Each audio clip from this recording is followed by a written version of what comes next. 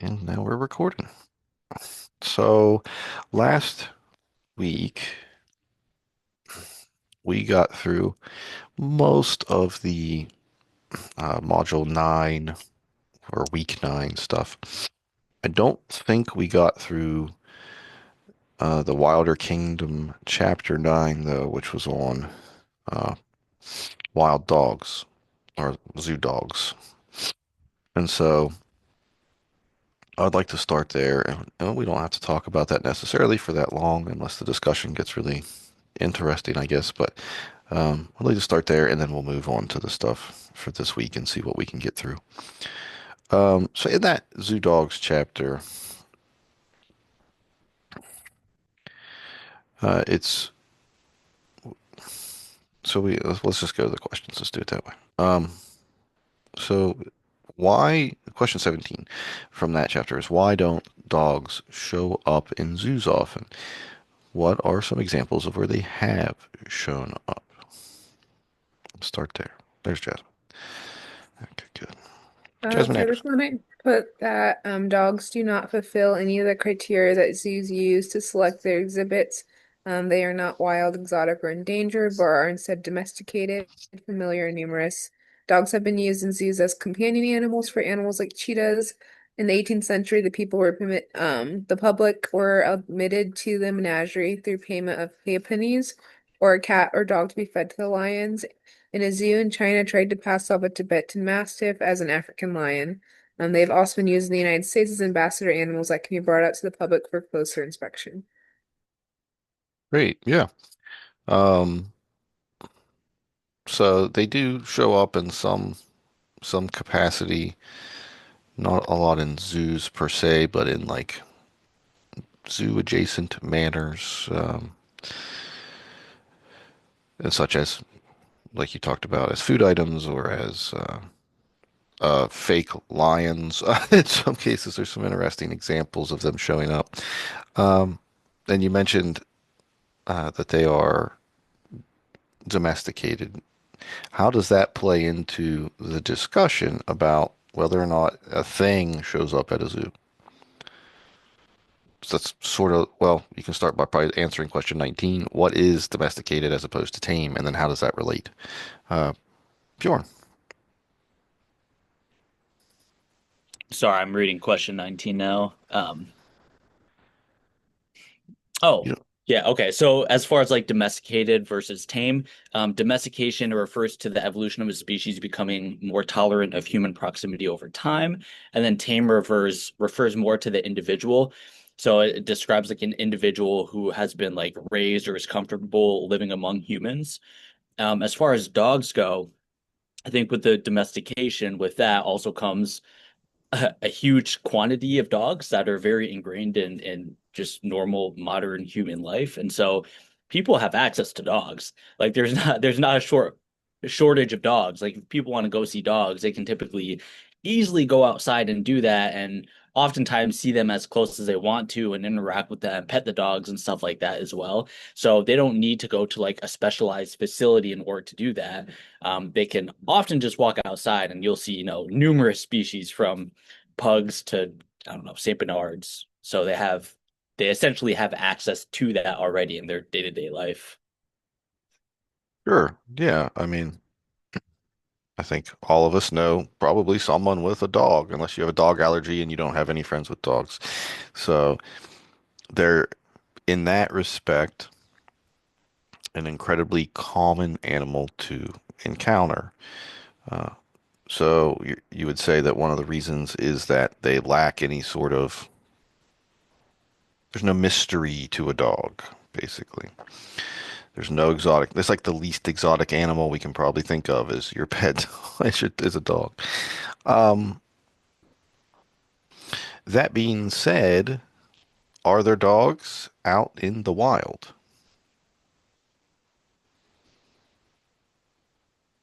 I'll just go with the sort of everyone nods their head. Yes, yes, there are. Ryan. So it's funny we're talking about dogs. I'm puppy sitting right now and he's just a little menace and so if you see me like doing that, it's because there's a little monster in my house right now. Um, But for dogs that are found outside human homes, like I think we all know, like there's dogs outside. There's stray dogs and like in many other countries and cultures or even just parts of the world, like their dogs, outside dogs are common. Like um anyway, I wrote in mine answer that I think feral and like stray are pretty similar to the term wild. Because if you think about like what's a feral cat is just a cat that lives outside that is doing what it needs to survive. How is that different from these raccoons that are doing the same thing right outside, living in the same environment? Though outside cats and are not good. I should have said outside dogs, but like a stray dog, like they're just living off the land. Is that any different than a raccoon? That's also just living off the land, trying to survive. So I thought that was an interesting point. Okay. Does anybody have anything? Cleo. I'm pretty sure, I don't know if this is true, but I think I remember reading about like an island that literally is just littered in stray dogs somewhere. And like a lot of people go there to adopt one of the strays on that island or in that particular country. But I know the book says that it's estimated that there's over 800 million dogs that don't live in a home. So there's a bunch of them. Yeah, there are a bunch, yes. All right. Jasmine? I think the book might have straight up said like 70% of dogs are found outside of human homes. So, and I wasn't surprised by that at all with livestock dogs, guardian dogs, other countries letting their dogs run free. Because, you go to, say, Mexico and you see street dogs everywhere. They're not feral, they're not stray. They just have free reign like that. And then you have the stray and feral dogs, which um, if I remember correctly, dogs are like the number one like rabies vector for people because of like the commonness of outside dogs. Yeah. So, do you think? Oh, sorry, Ryan, go ahead. Yeah, I guess can someone just like distinguish like feral and stray? Like sorry, Jasmine, you just said like they're not stray, they're not feral, and I think I just have a misunderstanding of what those mean then. Do you think you could elaborate on that? Sorry. Yeah, so I think in this class, words are used kind of um amorphously or something like that. I don't know the right word right now. But for me, how I was taught, there's domestic, which we've already discussed, over generations. There's tame, which applies to an individual. A stray is like they're still kind of receptive to people. Like you could maybe not call the dog by its name because you don't know its name, but you can like do little kissy noises and it'll run up. And feral is in my experience, it was told to me that feral is like they do not have a proclivity towards people. Like, for example, maybe this is one or two generations of like, for me, most of my experience is with cats. So think about a barn cat that gets like regular interactions. Their kittens don't really get raised by people and they're kind of strays. But think about three or four generations of a barn cat, and those kittens are going to be hissing and spitting and trying to bite you. Those are kind of considered feral. And then wild is different from all of these because they have no history of domestication. That's how I was taught. Once again, I think that terms in this class are kind of used a little differently than I was taught. There's not as much of a hard line. No, that's what the that's pretty well exactly what those words mean. Yeah, feral's just an animal that has essentially returned to wildness from a state of human care. Um, so good question there. Do you think that the behaviors and the general way of being of a feral dog is the same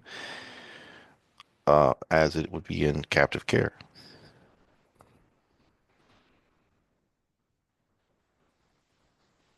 So as a Does a dog wandering around return to its wildness? Does it behave in the same way that it would in captive care? Caitlin, you can answer that question, or you can say whatever you want to say,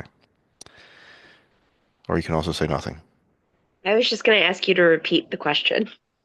Nailed it. All right. I read your mind. Jasmine, go ahead. For me, they may exhibit behaviors that are like reflective of a wild animal, but since a lot of ferals can actually be removed from the outside environment, and some can be like re I don't want to say re-domesticated because that's not how retamed. They can be Tamed. tamed Hmm. again. They Yes. have a higher chance of being tamed due to the generations of domestication within their genetics, essentially. Yeah, absolutely. Um, but in the wild, do you all think if you don't get that feral animal and bring it in and tame it, do they have the same behaviors?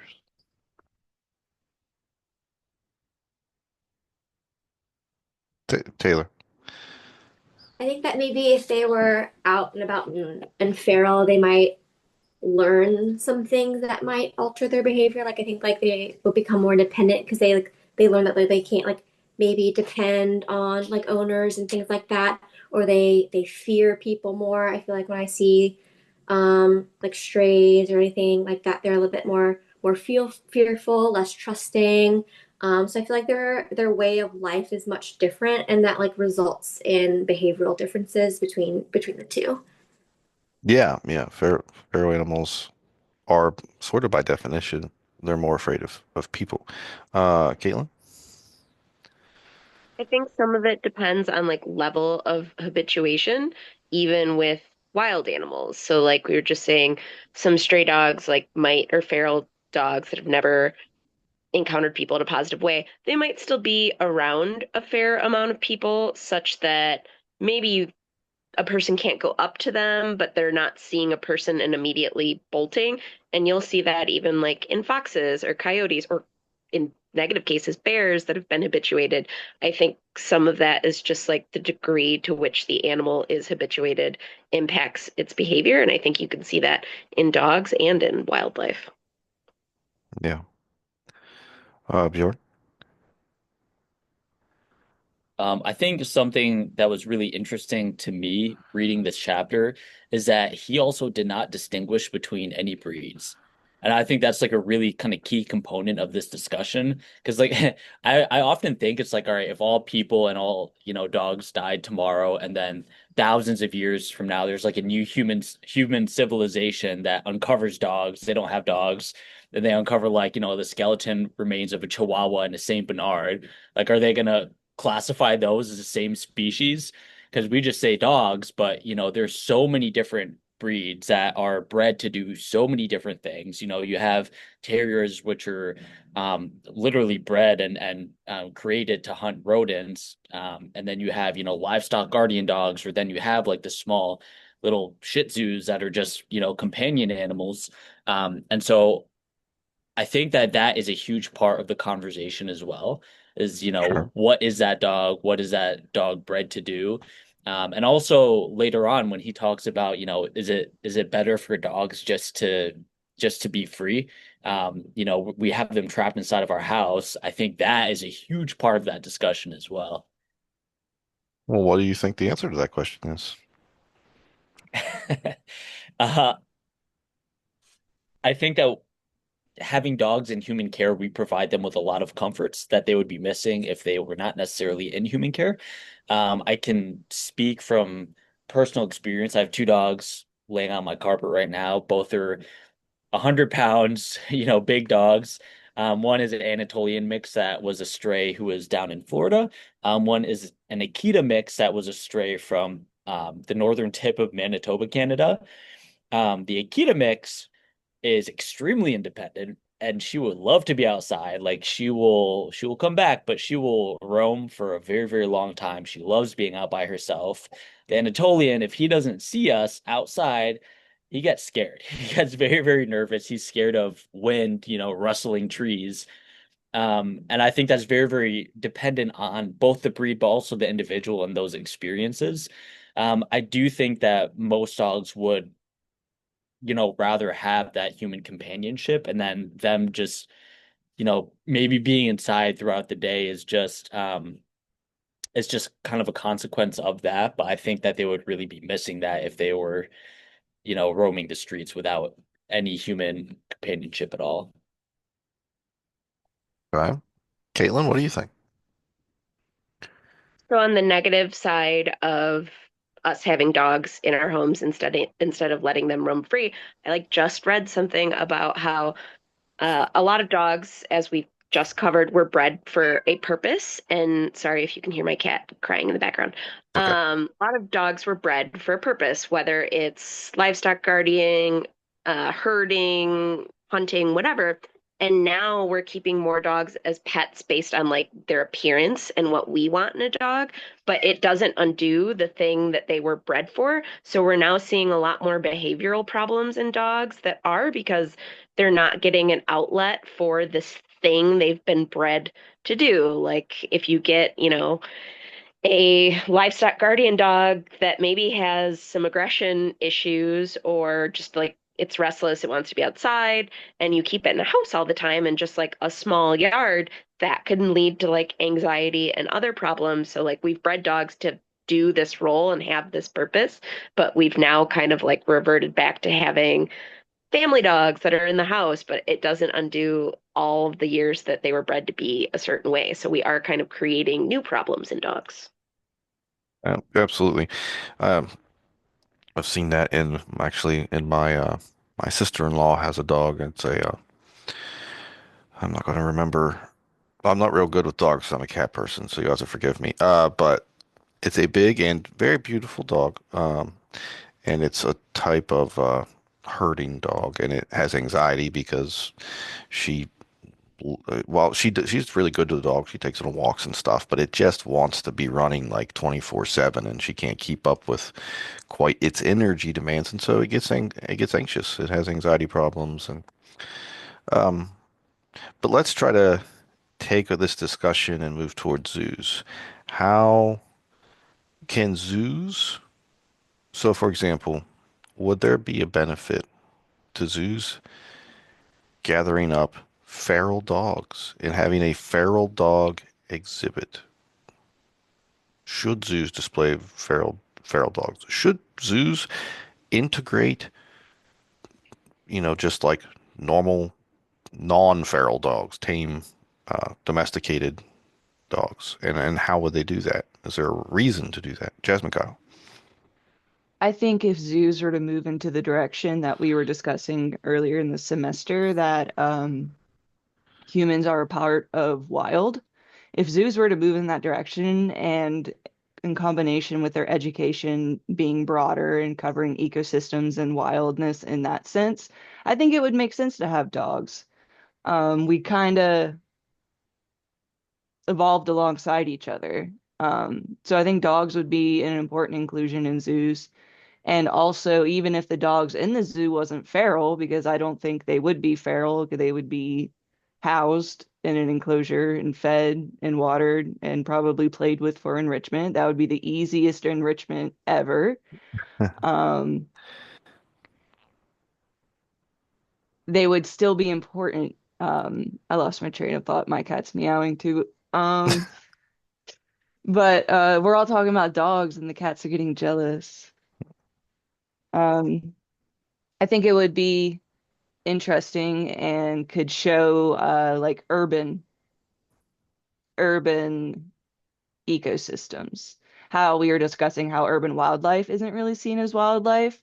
It could go in that direction as well as like there's a raccoon at the zoo, like who cares? I see raccoons all the time. And then there's all sorts of little signage and people talking about coexisting with our urban wildlife. And then there could be the dogs, like the street dogs of how I said Mexico, or a majority of countries outside of the US actually just have street dogs.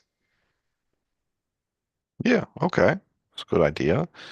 Annabeth, what do you think? Hi. I really like the points that Jasmine said. I think that they're all very valid points.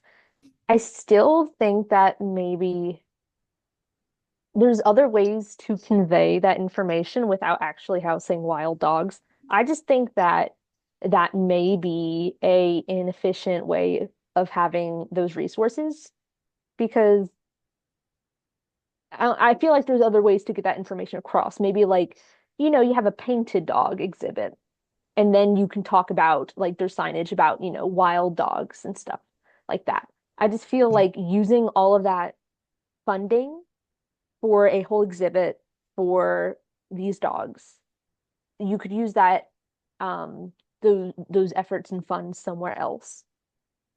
That's my opinion on that.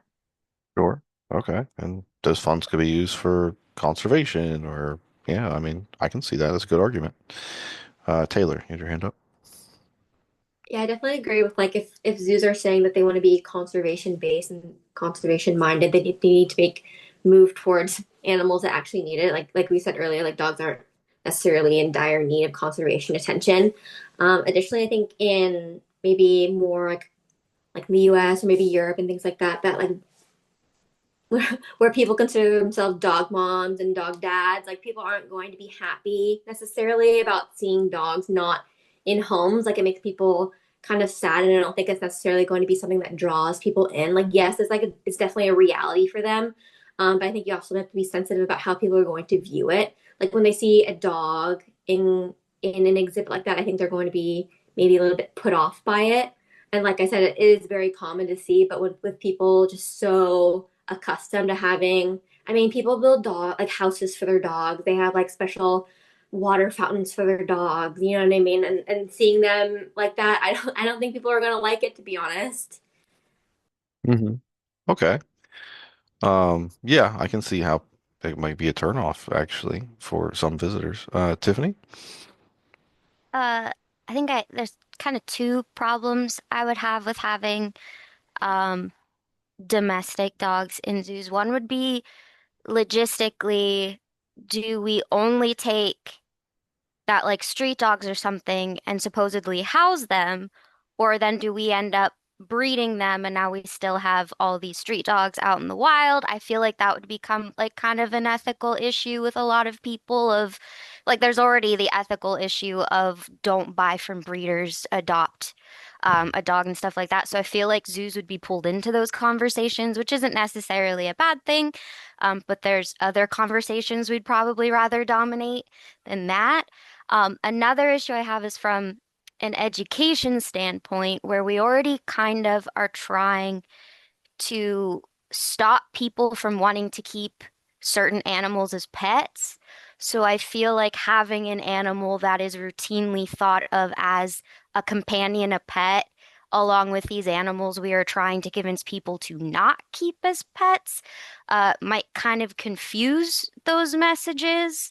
And I have a feeling if we have dogs in a zoo setting, they're inadvertently going to become ambassador animals because they're just so built for it, which further confuses the not all animals are pets just because they look cute and they look friendly doesn't make them a pet.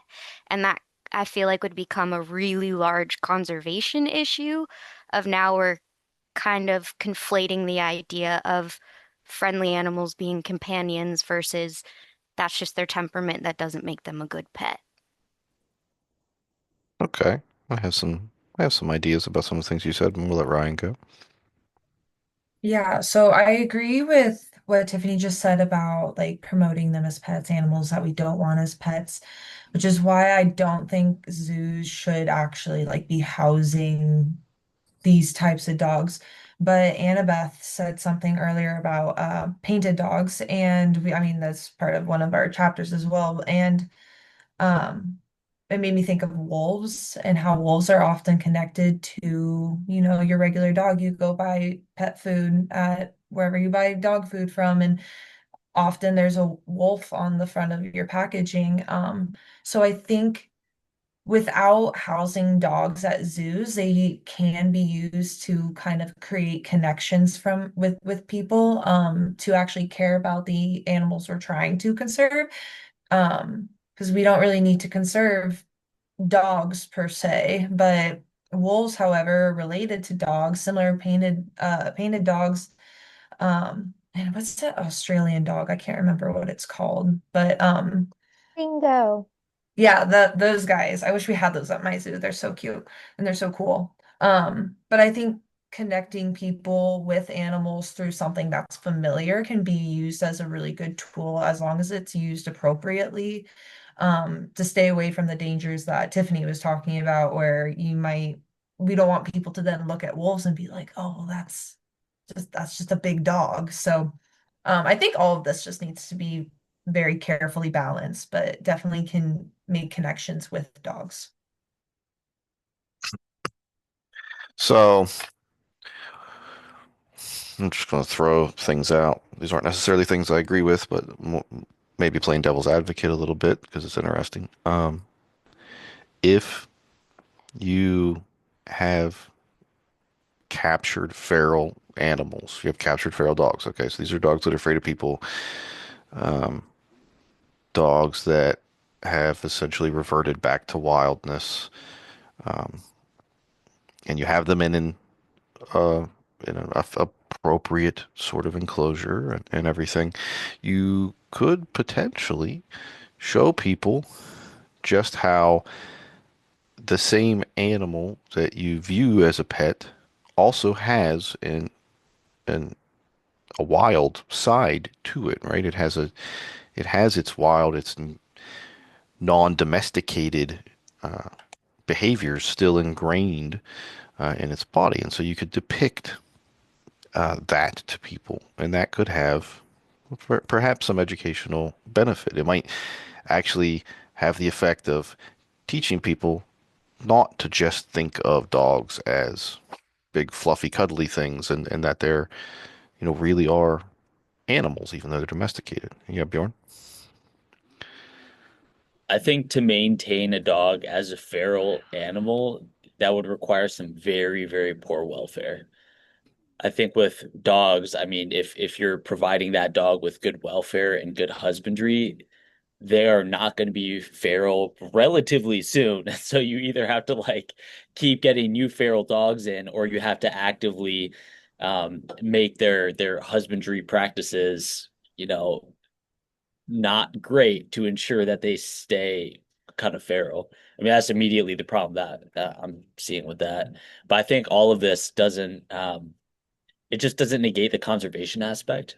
I think the conversation is kind of interesting about what we consider to be wild. But when it comes down to it, for me, I mean, it's not impacting conservation in a positive way. At this point, we're just talking about, you know, learning more about the biology of the animals, which is great. But as zoos begin to do this, they're just moving away from a lot of conservation resources that they can apply to species in need. And so I think that problem is going to always be there.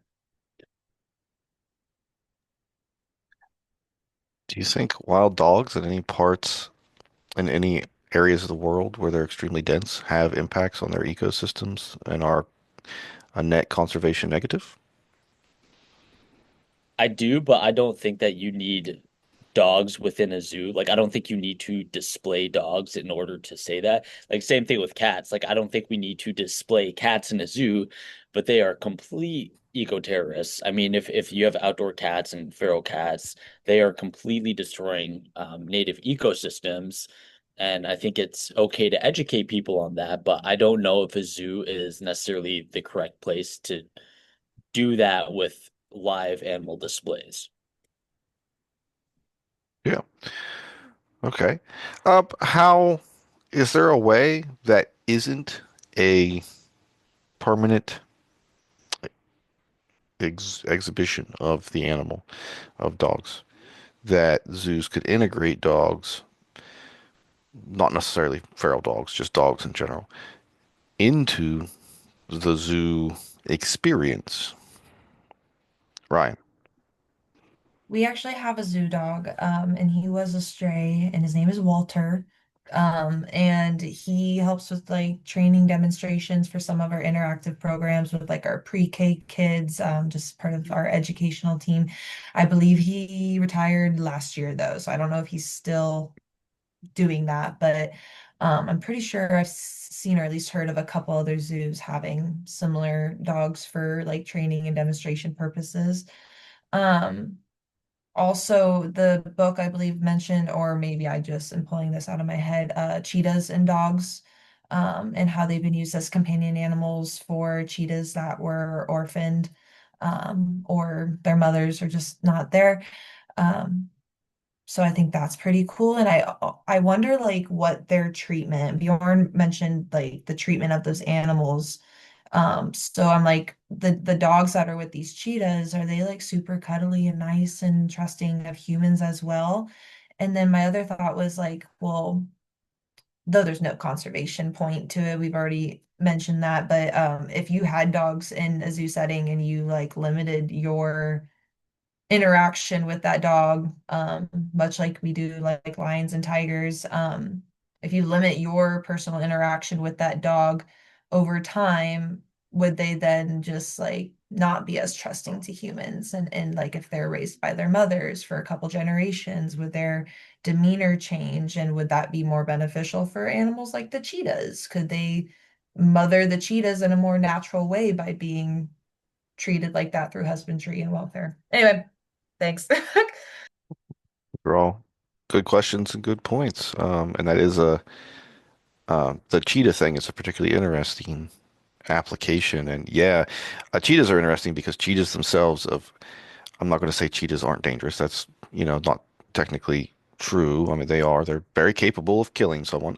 But if you looked at all the big cat options and there was one big cat that you could say like humans are relatively safe around this animal, cheetahs are fairly chill as far as cats go. Tiffany.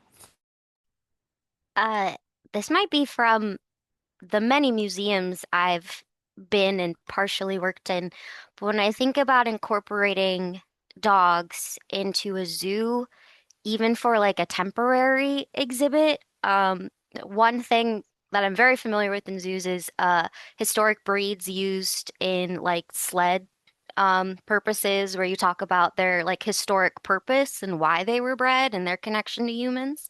I've seen a lot of exhibitions based on that, but I think would be kind of cool, especially as a zoo that does have wolves, gray wolves in particular, is a temporary exhibit, or having temporary interactions with domestic dogs and a kind of compare and contrast between wolves and domestic dogs and using it as like an education kind of purpose and teaching kind of the evolution and of how wolves differ from domestic dogs, how that came about.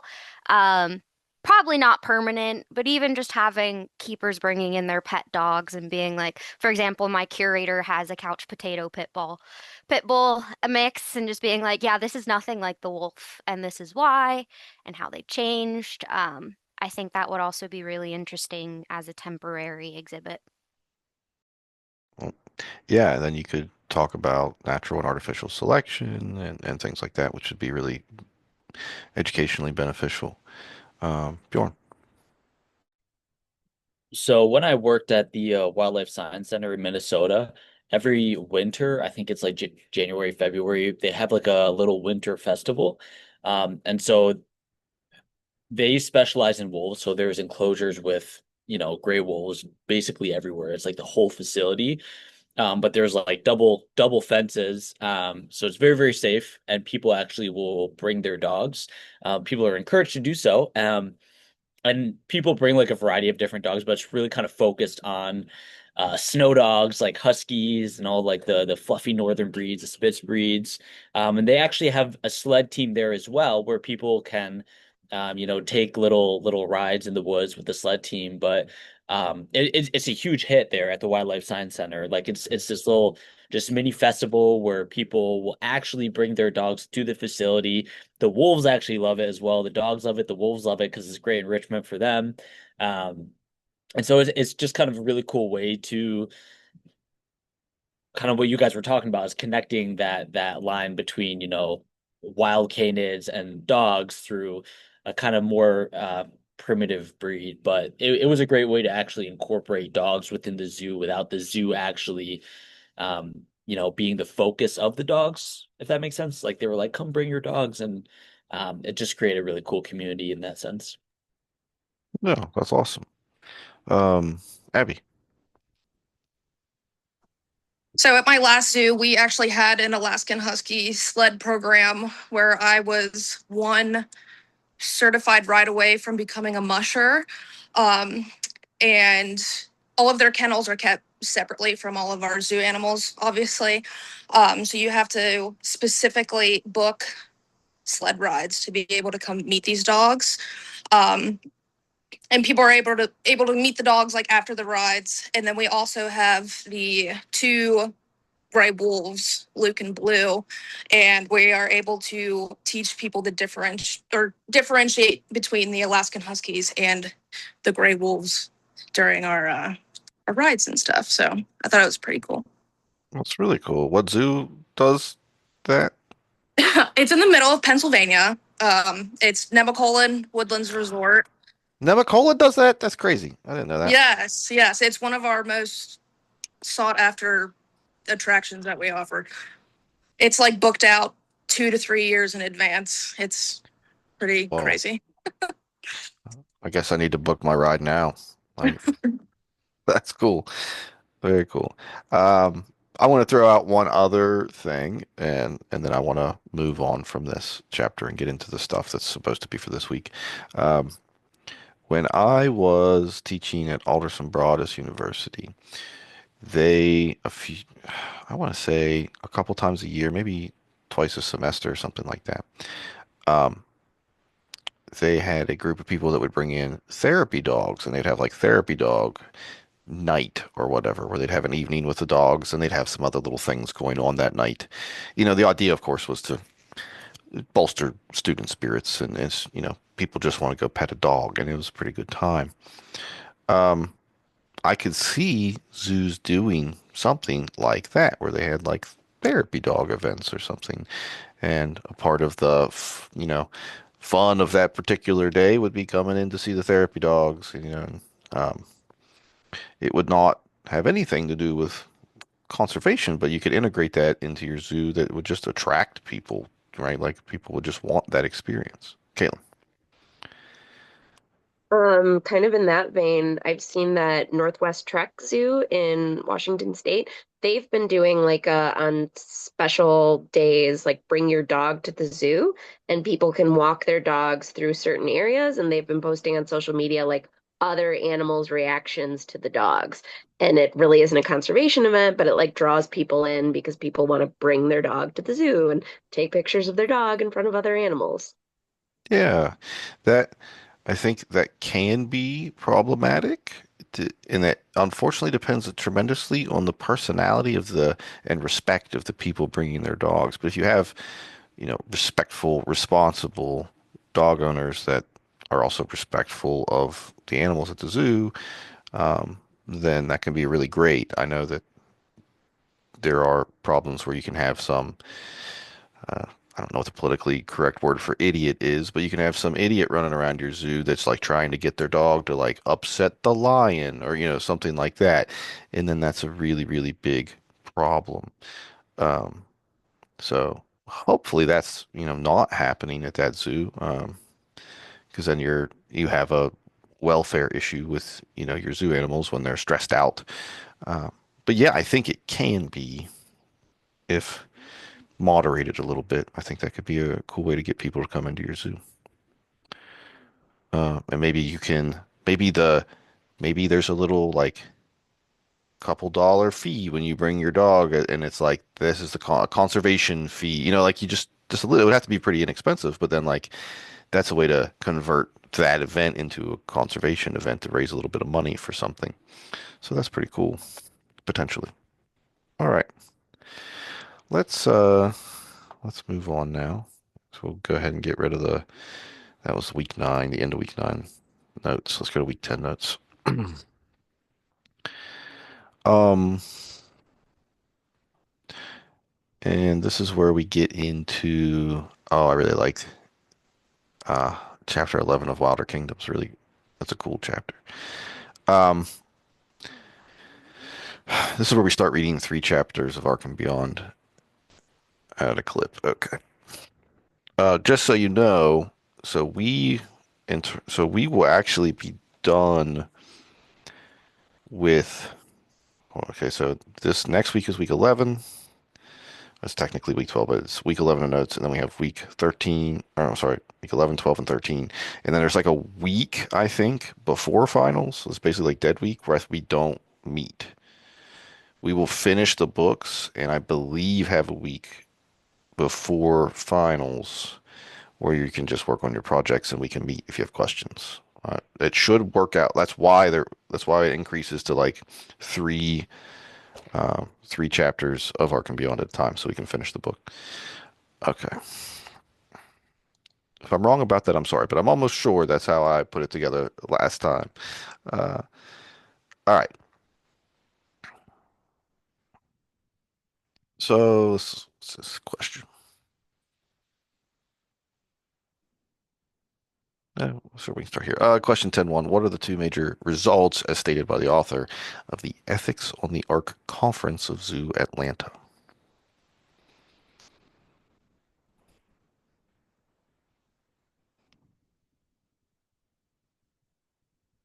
Go ahead, Tiffany. Zoo professionals that had attended the conference came to a consensus that zoos are obligated to treat animals in their keeping with the best care and acknowledged that their own treatment of wild animals in captivity should illustrate, exemplify, and encourage practices to protect the welfare of animals throughout their local communities. Good. Yep, straight from the book. Um, what do we think about that? Do we think would you add, subtract, or amend any of those things? Do you think those are good selections? Yeah, Ryan.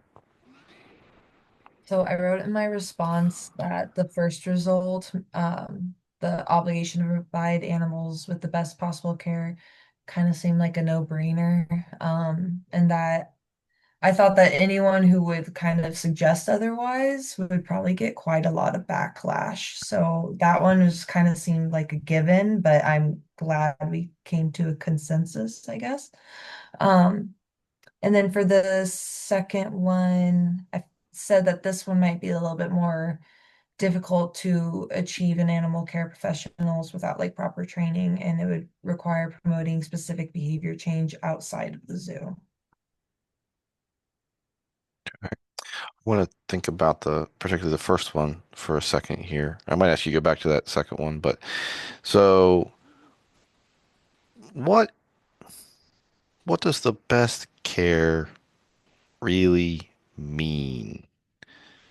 I can think of 2 ways I might think of what best care is. What do you think best care is?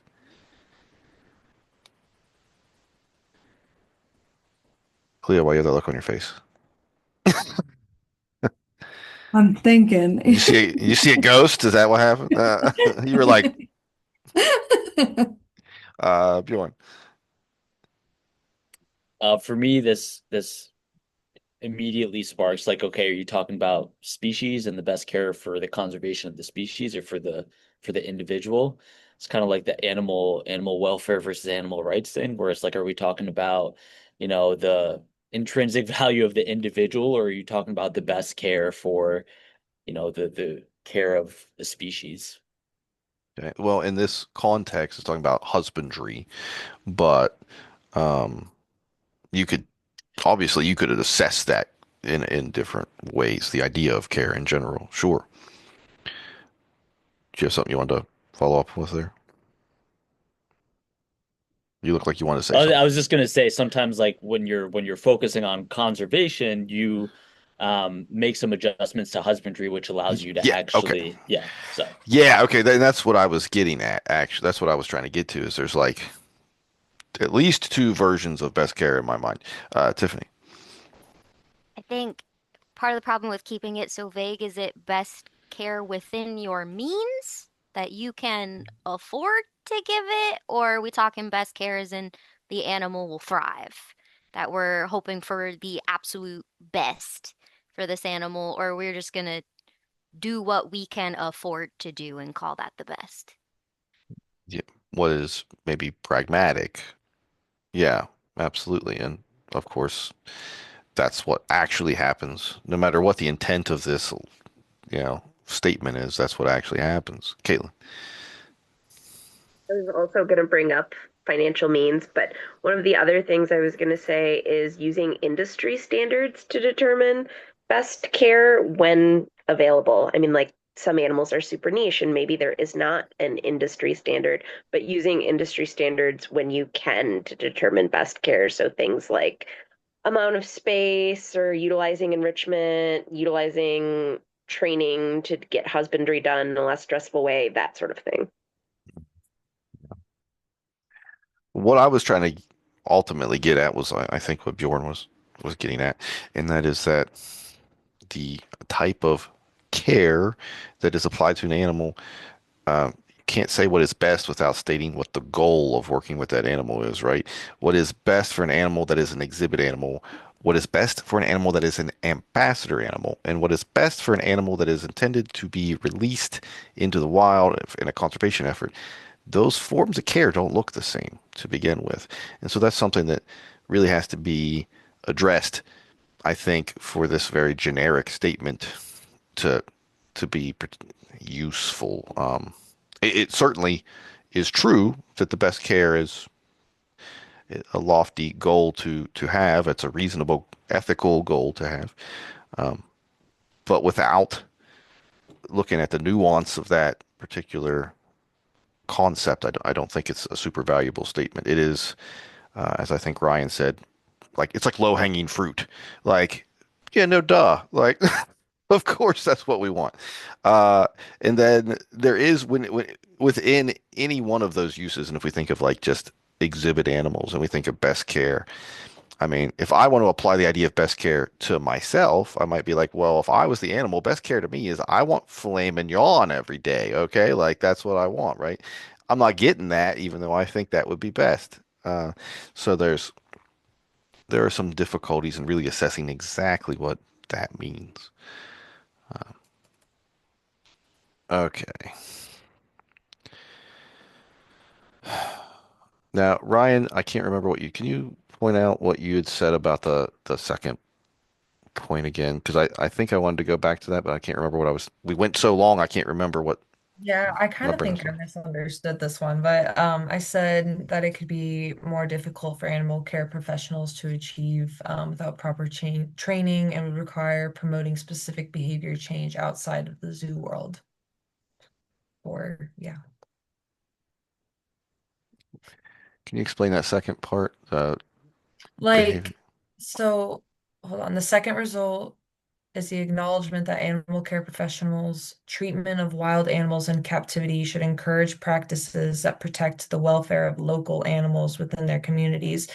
I don't think animal care professionals can do that without having the proper knowledge or basic understanding of what that means and how their role affects their local communities, whether it's education or like their own behavior change. I think that's what I was trying to get at.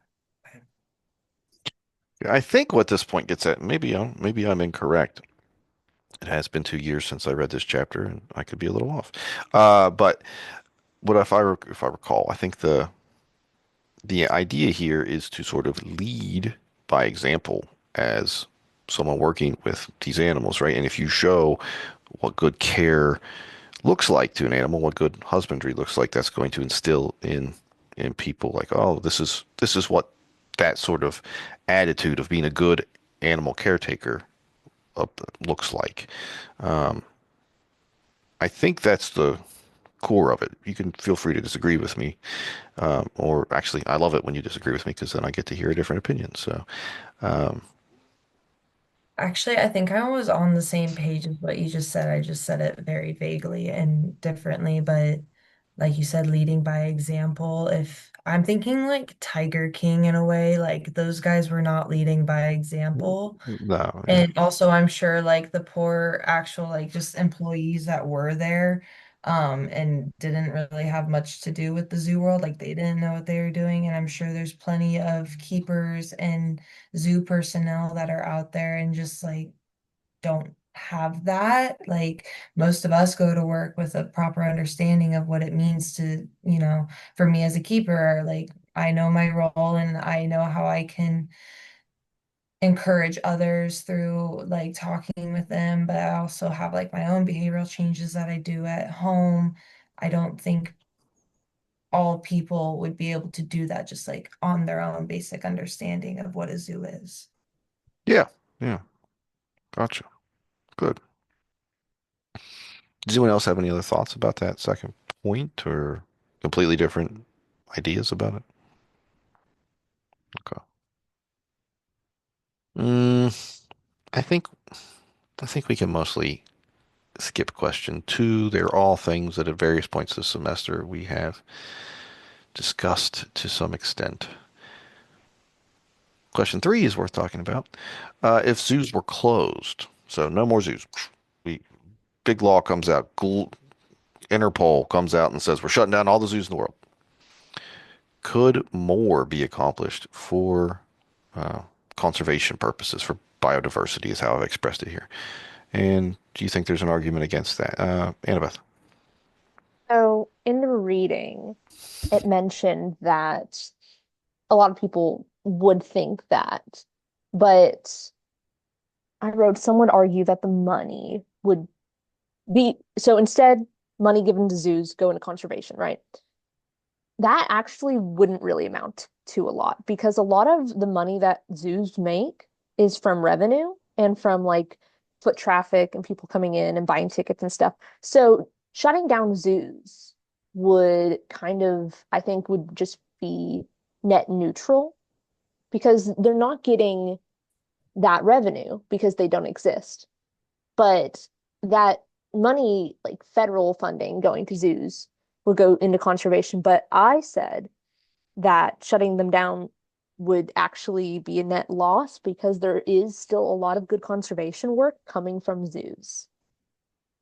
And I think that shutting them down wouldn't be good because, I mean, we saw on Zoo Cruise, and I've seen from the zoos I visited so many good things coming from zoos that just shutting them down would probably not, I think that that would be bad for conservation as a whole. Sure.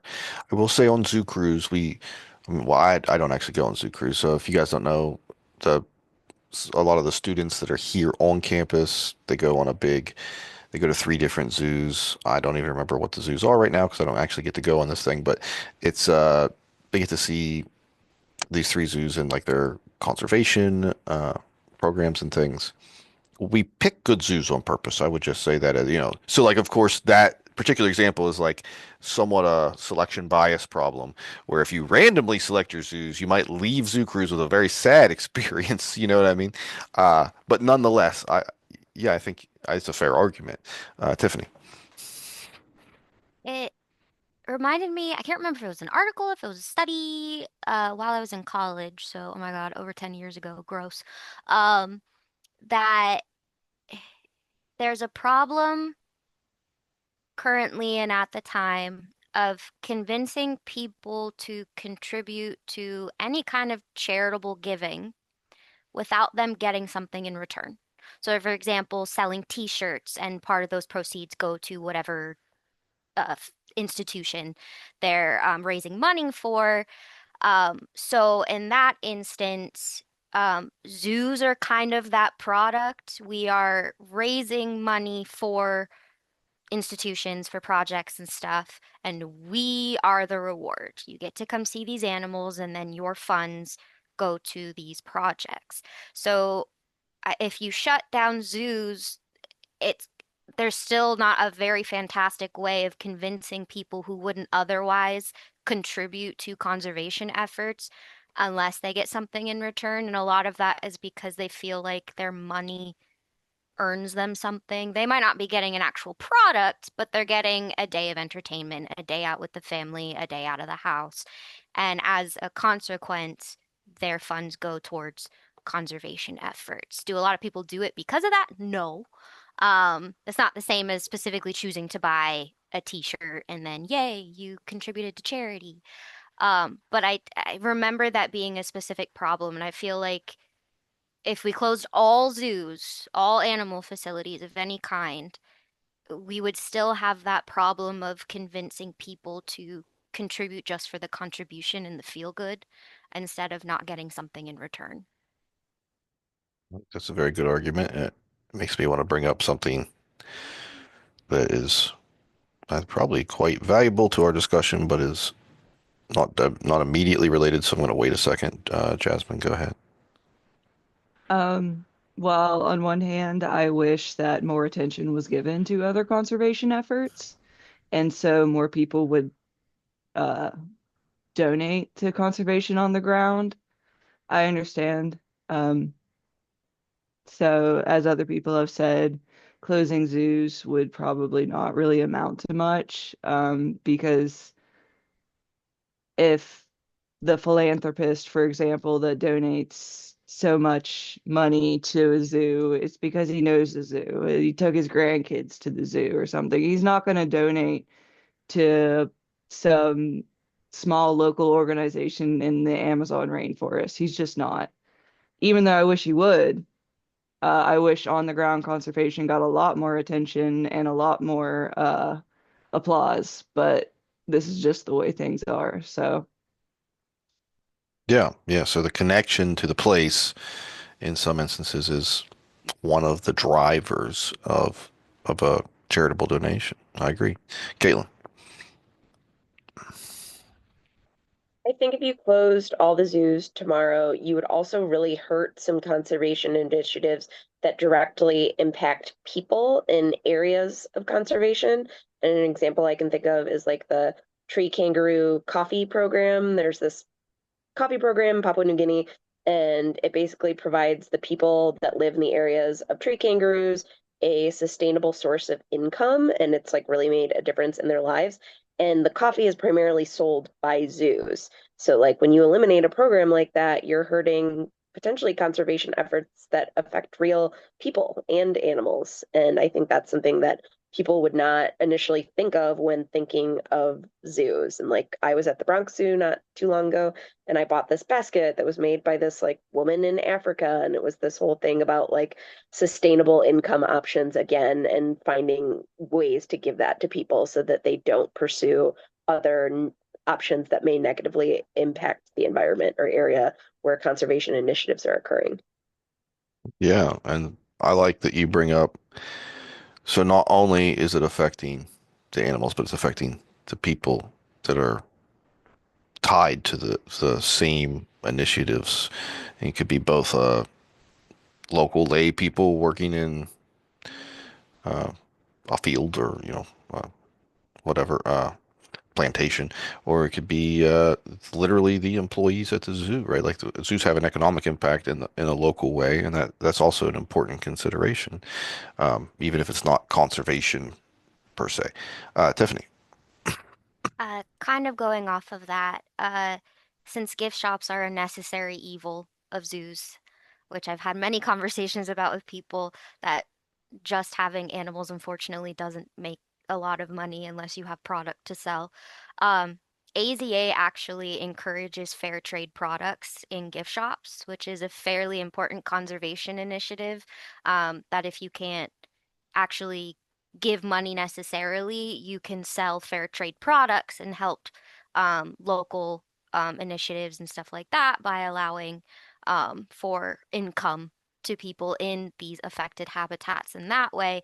And I remember in several of our accreditations that that was actually specifically brought up in our accreditation, that we, at my last facility, we offered a fair amount of fair trade items in our gift shop and sold quite a bit of them as well.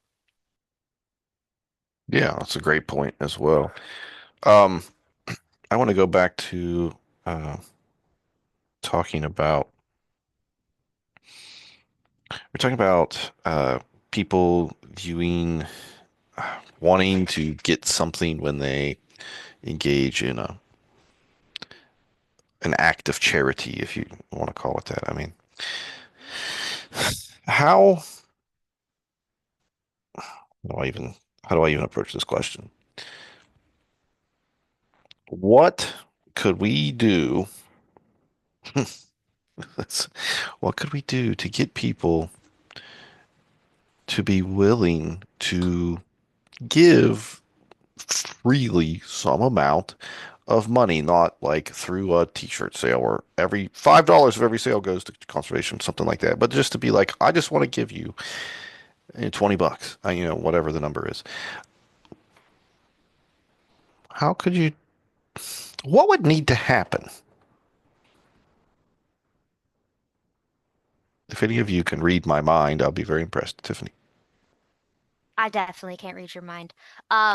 One thing I've heard a lot of people about is one is the ease with which they can actually give that contribution. So you need to make it easier for them to contribute, whether monetarily, physically, with labor, things like that, with goods.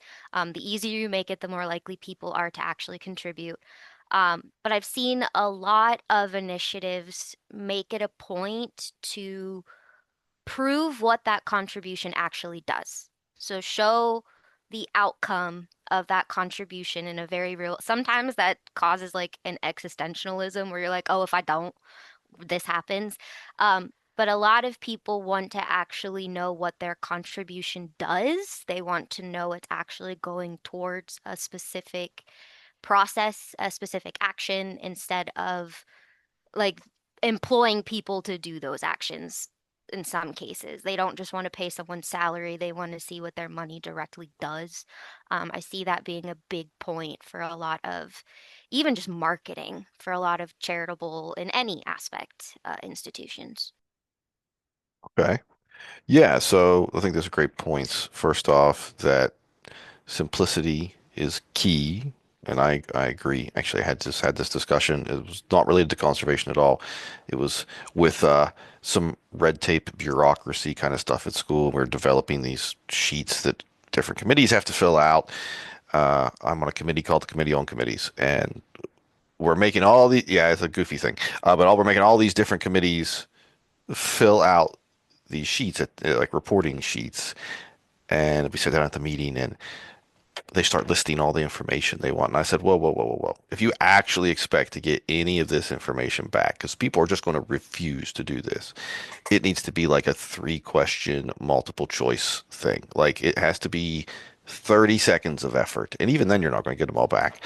And so we had a fairly long back and forth discussion about that. And uh, I didn't quite win, but I did get them to make things a little bit simpler. So that was a small victory. I think they'll be sad when they don't get any of them back, but yeah, I spoke my piece. Yeah, simplicity is key. When I've got, when we live in a world where our lives are extremely hectic and we don't have time to do hardly any of the things that we really want to do. Every other little thing you add on to that and becomes unattractive. And when you make those things complex, they become extremely unattractive, especially if I'm doing something charitable. If I'm giving of myself freely, you better make it easy on me. So simplicity is really important. I agree.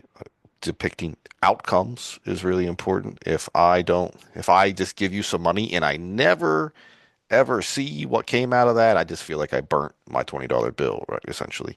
So that's important. And also, of course, motivating the donator in some way, I think is important.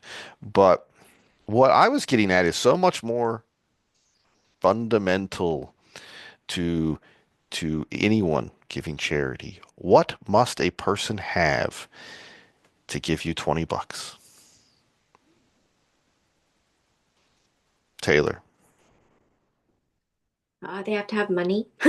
They have to have 20 bucks. Yeah, they have to have 20 bucks. As life becomes more expensive and as things like minimum wage just refuse to increase for years upon years upon years at a time, many people that might at one time in their lives had a that had a certain amount of wealth that they could afford to give freely, they would have done that. One of the reasons I think that doesn't happen as much today, especially without getting something back, is because lots of people simply do not have that $20 bill to give to, I don't know, conserving elephants or whatever. They don't have that money. It's a much larger ask because life is more expensive, right? And because things like wages haven't kept up with the rate of inflation. These are serious issues that have to be considered. So if you want people to give money freely, the first thing you have to do is get them enough money that they don't have to worry about living paycheck to paycheck. If I'm like, I don't know if I'm going to make all my bills this month, I'm not giving any money to charity that month. That's not happening. So it's something to think about. Okay. Yeah, it's a good discussion. Let's go a little bit longer before we take our break tonight. I think I'm going to be good for I wasn't sure about my back, but I think the ibuprofen has done enough. I know you're all disappointed, but let's see.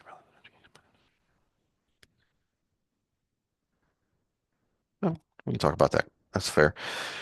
So, question 4 is the rare fill in the blank question. I'm rewording that. I hate fill in the blank questions. Rather than educate about individual animals or species, zoos should spend more time educating the public on blank. Jasmine Kyle. Zoos should spend more time educating the public on habitats and ecosystems. Ecosystems and habitats. Would you add anything to that? Jasmine Anderson. I put wildlife and biodiversity. Well, okay, yeah, sure. Anything else? I want to guess most people put ecosystems and habitats because that's straight from the book. Tiffany. I had specifically healthy habitats, and then the resilience of the ecosystems. So Mhm. what a healthy ecosystem should be able to withstand. That's good. Caitlin. Oh, Caitlin backed out. Coward. What's I was what? basically going to say I wrote ecosystems and habitats, but that I wanted to build on it with pretty much what was just said. I Like, you need gotcha. to be able to show the connection of like what that actually means, what that actually looks like, how that impacts the animals living there. Okay. Yeah. There's a lot of value in people learning even the most just fundamental aspects of ecology, and understanding interconnectedness of things. Um, when you can depict how all things are interconnected, um, you can, for one, you can start to show the causal relationships between life, right? And how those things can ultimately, if you want to go that far, affect humans at any level. When you start to affect an ecosystem, you can trace the impacts all the way to us if you want to do such a thing. And so you can actually show people through the understanding of ecology how these things all affect us ultimately. And I think that's extremely valuable. I don't know, getting a lay person to that point might not be that easy to do, but I think zoos are well suited to starting to do that. Taylor. Didn't people do that with bees? Like bees were kind of struggling and they're like, hey, like no bees, no coffee. And people were like, whoa, whoa, whoa, like what do you mean no coffee? And then people like started like really supporting them and kind of getting into it. And then like they learned maybe more so about like pollination and things like that. So maybe like connecting like how like we're damaging ecosystems and wildlife and whatnot can like negatively impact us can kind of be like a strong way to go about it. Yeah, it's funny you mentioned bees because that's literally what I wrote my PhD about. Um, uh, yeah, yeah, bees. If you read like anything about pollinators at all. The emphasis is always on our reliance on them. Like if they go away, we go away. It's just the reality. You guys are going to be eating a lot of wind pollinated stuff. That's basically right. Like that's all you're going to have left to eat. Um, and not just we don't just rely on them. Uh, Many important forage crops also require those pollinators, which means like that steak that you had, you can potentially be thanking a pollinator for because it was a forage crop that the cow ate, and then we slaughtered the cow and ate the cow. So yeah, we can talk about those things in terms of pollinators as a really good example of what you're saying there. Um, yeah, good. Time is okay. What's the next question? Oh, I skipped some questions. I didn't mean to do that. I scrolled down instead of looking. Oh, that's okay.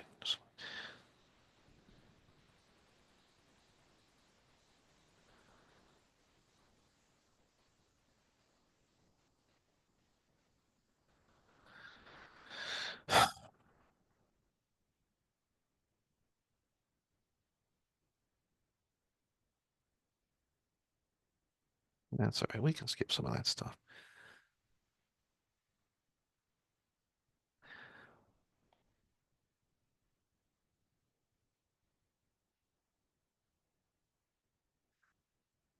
Hmm.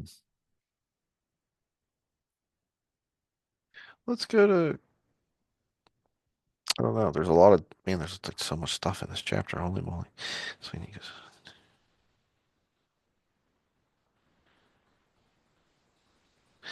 let's do question 10. Let's do question 10. Explain the ecosystem continuum and the three categories of the ecosystem continuum.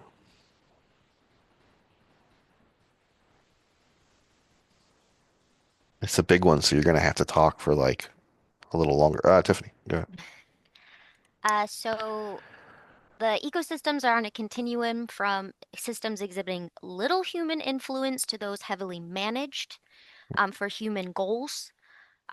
So one is the barely altered systems, which we try to maintain as much of their historical status as possible. There's the intentionally and aggressively managed systems, which are used to benefit humans, and we're trying to protect their healthy functioning.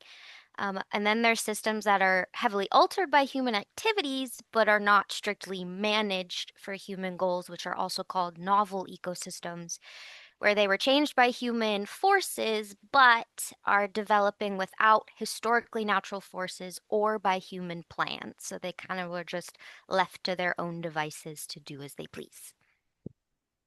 Okay. How do we think these different categories apply in making conservation decisions about any given, animal? Do we have to think about these things, Tiffany? Historically, I think we tried to completely ignore um, heavily managed systems in our conservation efforts when they do have at least effects on conservation. For example, uh, ruining barely altered systems to create managed systems, and how that affects conservation, but also historically removing human activity altogether and trying to make everything a barely altered system when it never started as a barely altered system. So when we're thinking about conservation, we have to think about the human effects on the ecosystem, regardless of how strong they were or not. It just changes the kind of efforts we're going to make depending on how altered they have been. Okay. Okay. Caitlin. I think we need to pretty heavily focus on the human managed areas in conservation because sometimes those areas are having like some of the biggest impacts on conservation. And an example is, I think last week in ornithology was vultures. or 2 weeks ago. Very recently in ornithology, it was vultures. And so many of the vulture species are negatively impacted by farming because so many of the farmers are putting out poison that is often intended for other animals, but the vultures are getting killed anyway because they're eating either the bait or the animal that eats the poison and dies. So, like, we have to focus on these areas that are heavily managed because often they're having a really large impact. Or even, like, recently in this class, we talked about like tigers and tigers going into managed areas after livestock and then people having conflict and killing them. Like, these heavily managed areas are a huge part of conservation, and to not consider them, like, you're never going to be able to make a true dent for a lot of these species. Yeah, if you watch the um, Stasiformes lecture this week, you'll see that there is another bird that, at least historically, farmers have not got along with very well, and it's for a really stupid reason. And so, well, you'll see when you get to that video. There's also an interesting sort of, I don't want to call it a flip side. It's not really a flip side, but sometimes those like agricultural lands, for example, which typically when we talk about habitat loss, a lot of habitat loss of course, is really bad for a lot of animals, um, and is one of the primary drivers of animals being listed in many cases. But sometimes animals learn how to utilize those spaces, and actually those spaces become spaces that humans can use while animals are utilizing them at the same time. But you can't have farmers going out with shotguns and blowing them away, or it doesn't work, which is a big problem. Jasmine, Kyle, you had your hand up, and then Taylor. Um, I don't exactly remember how your question was worded, but I think about conservation in regards to these three systems with just thinking of an example, not even a species, just an example animal, like bats, because that's my thing. Um, It's going to have to the be most kestrels. I know, listen, everyone on campus keeps thinking of me as a bird person, and I'm like, I kind of am, but watch out, I'm rabies vaccinated. Um, all right, so a bird. We'll use American kestrel. So, this is actually interesting. In the little barely altered systems, kestrels may or may not be there because they thrive in like those open areas and like pastures and like edge habitats and stuff. But for me, what's exciting, which I guess is kind of relevant to what we're getting ready to do for my thesis, is these novel ecosystems. And the first thought I actually had was like an abandoned strip mine. And with these novel ecosystems, you have such a wide range of options for how to manage for your species, but it's kind of like, I guess, depending on how badly that land is wanted, it can be kind of a scrabble for who gets to manage what in it. I immediately thought of like the ruffed grouse people, Hmm. getting their hands on a lot of the mining areas. But I guess for me, I guess everyone would, I think, be more focused on heavily altered human habitats in the way that like you have to maybe put a little bit more thought into how to maintain it while also protecting the integrity of these human habitats so that they keep doing what they're intended to do so we don't take from the other habitats. But I think the most exciting and maybe the next uh, most focused would be the novel ecosystems because I feel like those are becoming more and more common as the world shifts. Okay, yeah. Um, Jasmine, as an aside, I talked with Joseph today. You and I need to have a meeting so we can talk about your thesis. We can do that. We can talk about that after this. Taylor. I think Jasmine touched on it a little bit, but I'm a little bit confused on like what these novel ecosystems are, like the ones that are like heavily impacted by humans but aren't intentionally managed by specific human goals. Like what does that mean? Like what are some examples of that? Like she mentioned like the mines, but like when I think of it, like I don't have anything that necessarily like really comes to mind. Like I don't know what that is.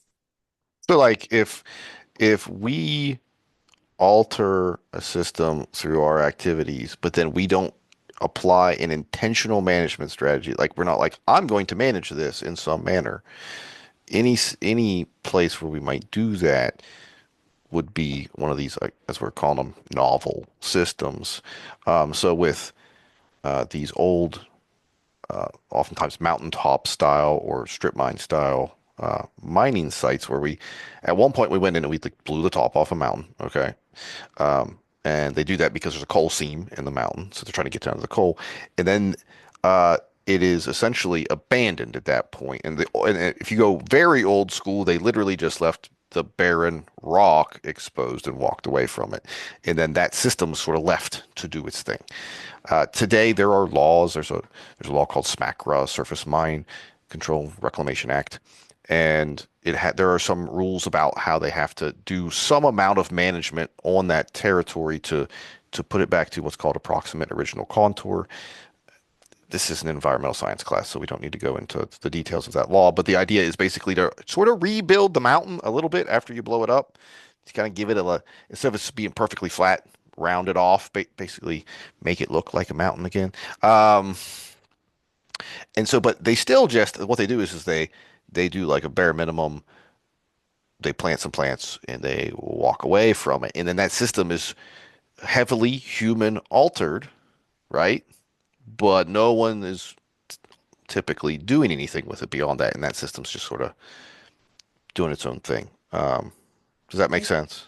Yeah, that makes sense. Would a national park be considered like a heavily managed, even though it's natural because we're managing it, but we're not necessarily like, it's not like a city where we're like building a bunch of structures on it.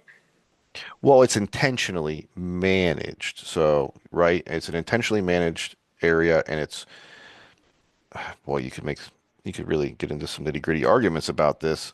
The level of human impact is, I don't want to say it's not significant, but like, because you've got like gajillions of people traipsing around some of these places, and in those places it probably is significant.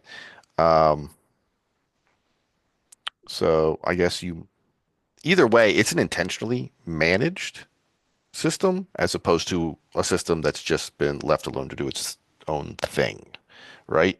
We have a management plan in place. It's managed for humans to go into it, walk around in it, experience it. So it's not the same thing because it is these novel systems. Humans aren't doing there's no management plan there. We're just leaving it be.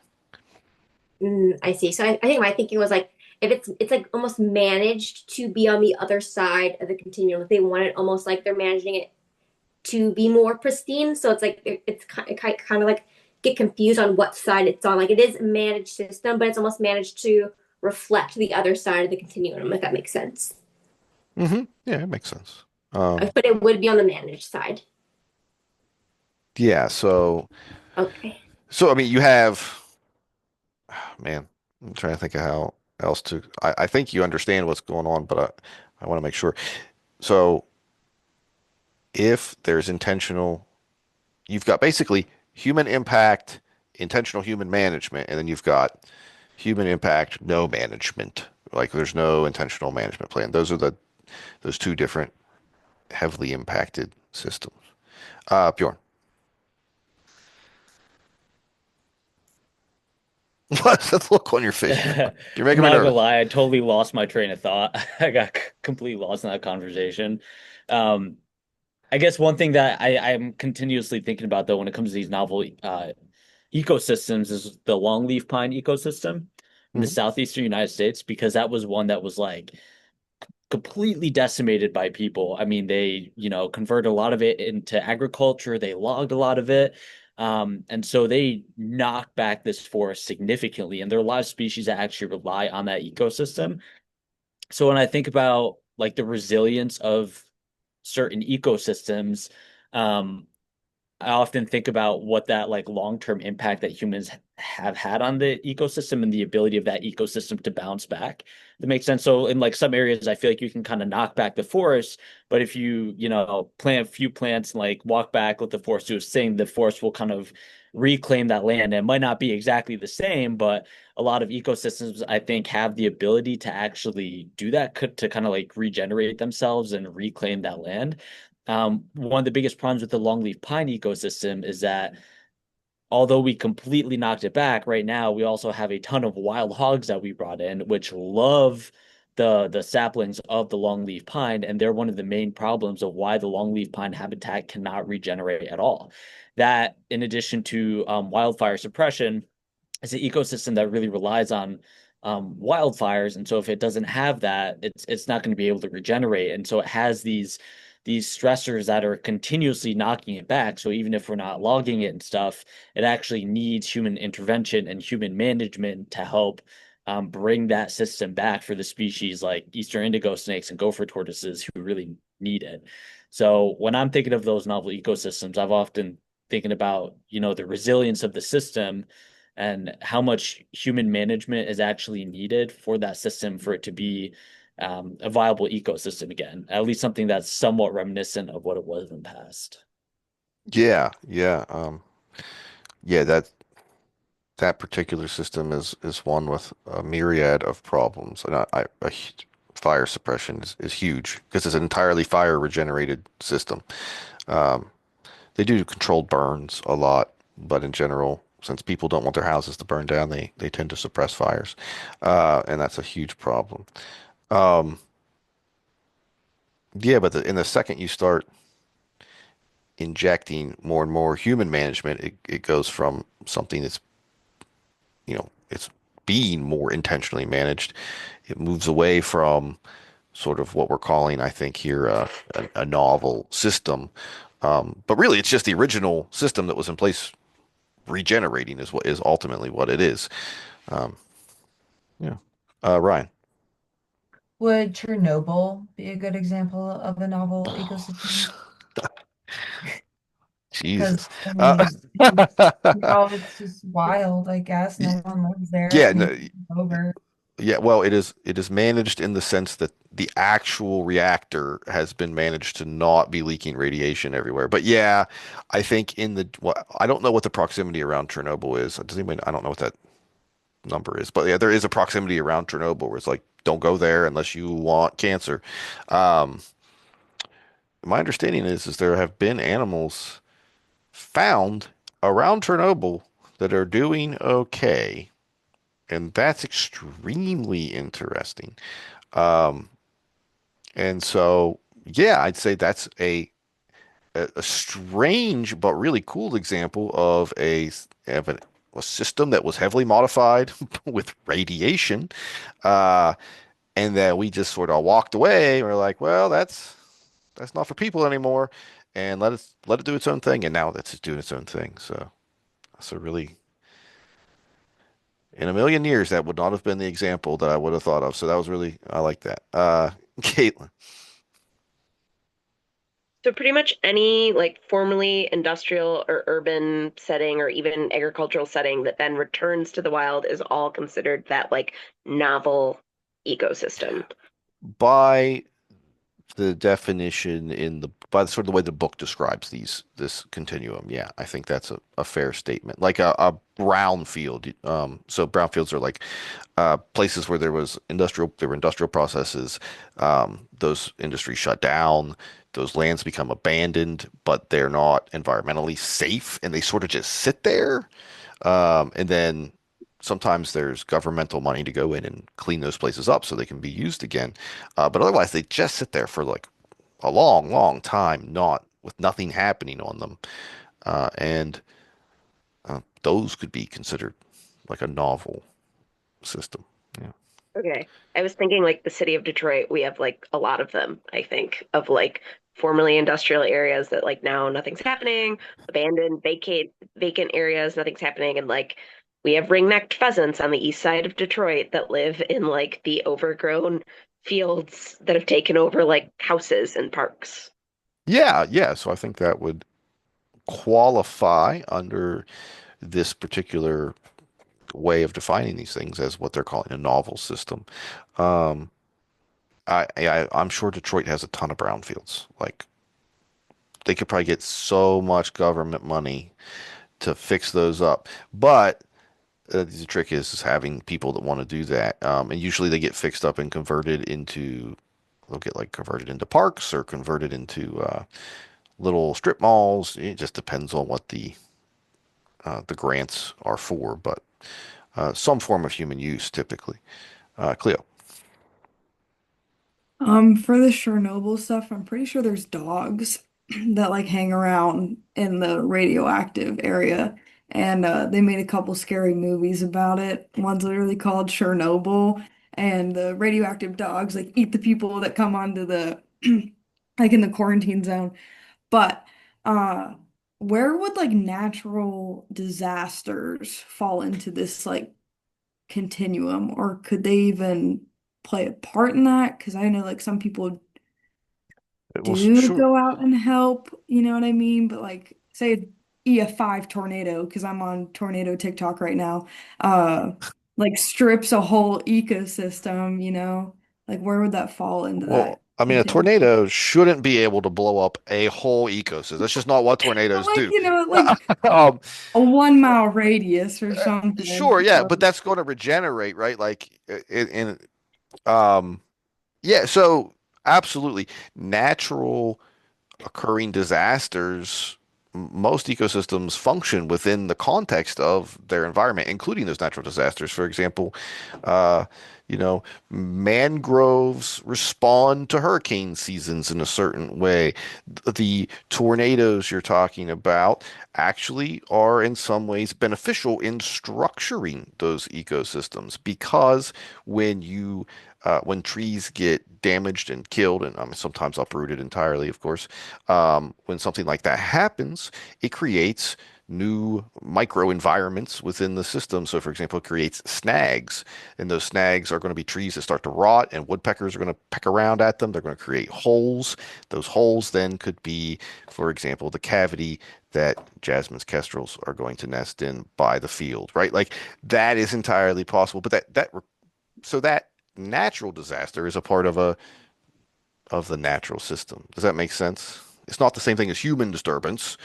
Um, I'm not saying that human disturbance can't create the same effect. We could go in and kill some trees to create some snags and hope to get some cavities, in 50 years in those trees. That's a possibility. Um, that's be a very, very odd, specific uh, approach. But yeah, the natural natural environmental events are a part of natural systems. Does that make sense? It's just like the fires that Bjorn was talking about, right? Those are not man-made fires, hopefully. They are now because they're all managed fires. But if you weren't managing them, they're just natural fires that occur down there as uh, so like the slash and longleaf pine, the needles build up and they're extremely flammable once they get dry, and you get a bed of that stuff along with other detritus that's highly flammable. And once that stuff ignites, it rips through the forest, tends to kill some number of the trees, but not all the trees. They're fire adapted. Um, but a big part of that fire is it causes the seeds that are sitting in the soil to germinate. Those seeds don't germinate without that fire. Um, so it is, in fact, dependent upon the fire to even exist as a system. Good question. Jasmine. First, I was going to talk about how I read this really interesting article years ago about the wild dogs of Chernobyl. I just thought it was a funny example to bring up, considering we were talking about the zoo dogs earlier. But I also wanted to say that this whole discussion is kind of why, like, as someone who loves ecosystems and ecology, that whole continuum that the author presented was a really exciting idea to me because I immediately started thinking of like Superfund sites, the wilderness areas. Like I said, my own thesis with the kestrels and the different habitats and things like that. Um, I don't know. So it's been really interesting to hear people's different questions about like where these ideas would fall on that continuum. Also, that Chernobyl movie was really good. The best part was when the bear jump scared them in like the building. It doesn't sound really good. It sounds truly, truly terrible. Ryan. On the Chernobyl note, it's called Chernobyl as well, and it's a docu-series on HBO, and it is really, really good for someone who didn't know anything about Chernobyl. I've seen the whole series twice now, or probably three times actually, but you should watch it if you haven't seen it on I have. HBO. Okay. But then going back to the novel ecosystems again, while we were listening and having discussion, novel ecosystem is who is it novel to? Like an ecosystem that say it was where I'm gonna use Chernobyl. Let's pretend there's no radiation and it's just Chernobyl. The ecosystem restores, but is the birds that like are already from that area that are now filling in that space, like to me that seems a lot like restoration or like just regeneration rather than novel. But I'm curious, Jasmine, are the kestrels that you're studying, like are they from these ecosystems that you're also studying, or like are these ecosystems completely new? So when you're talking about a novel ecosystem, is that in reference to a species that's not necessarily from that area? Or can that also be, animals that would be in that area, like squirrels and birds and raccoons and stuff? Like Well, that, I hope that makes sense. it makes sense. So, well, Jasmine can talk about the kestrels.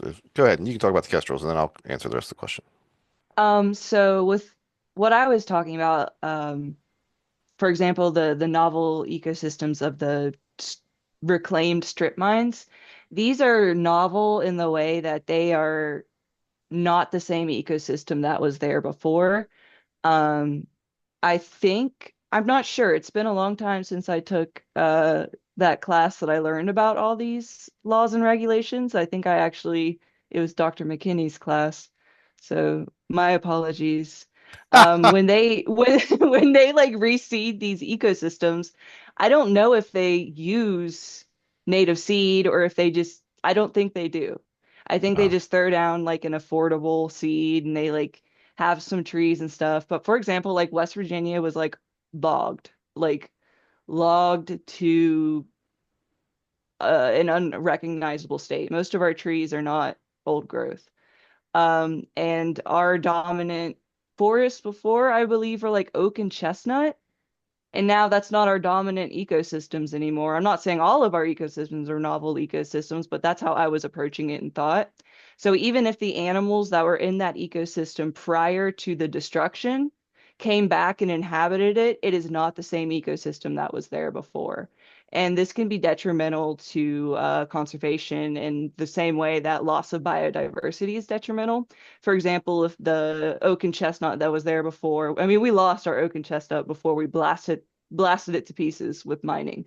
But if the oak and maple and stuff that were there before that were like doing fine, recovering from the logging, was blasted off and then replaced with yellow poplar because it grows really fast or something. Even though I don't think they plant yellow poplar anymore, that might have been part of the logging efforts.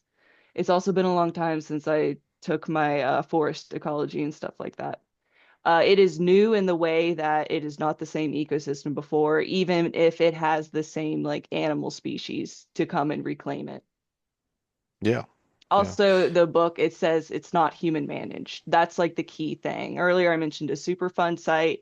They clean up all the industrial waste, and then it's usually human managed. It's usually actually restored to be like a productive area for people. But the strip mines are just abandoned. They have no purpose or use to anyone anymore. They have ownership, but they're kind of just waiting for someone to come and take it and make a use out of it.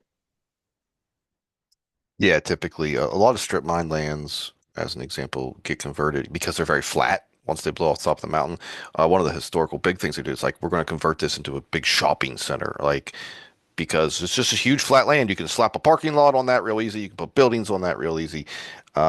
But then that's a very intensively human managed situation, right?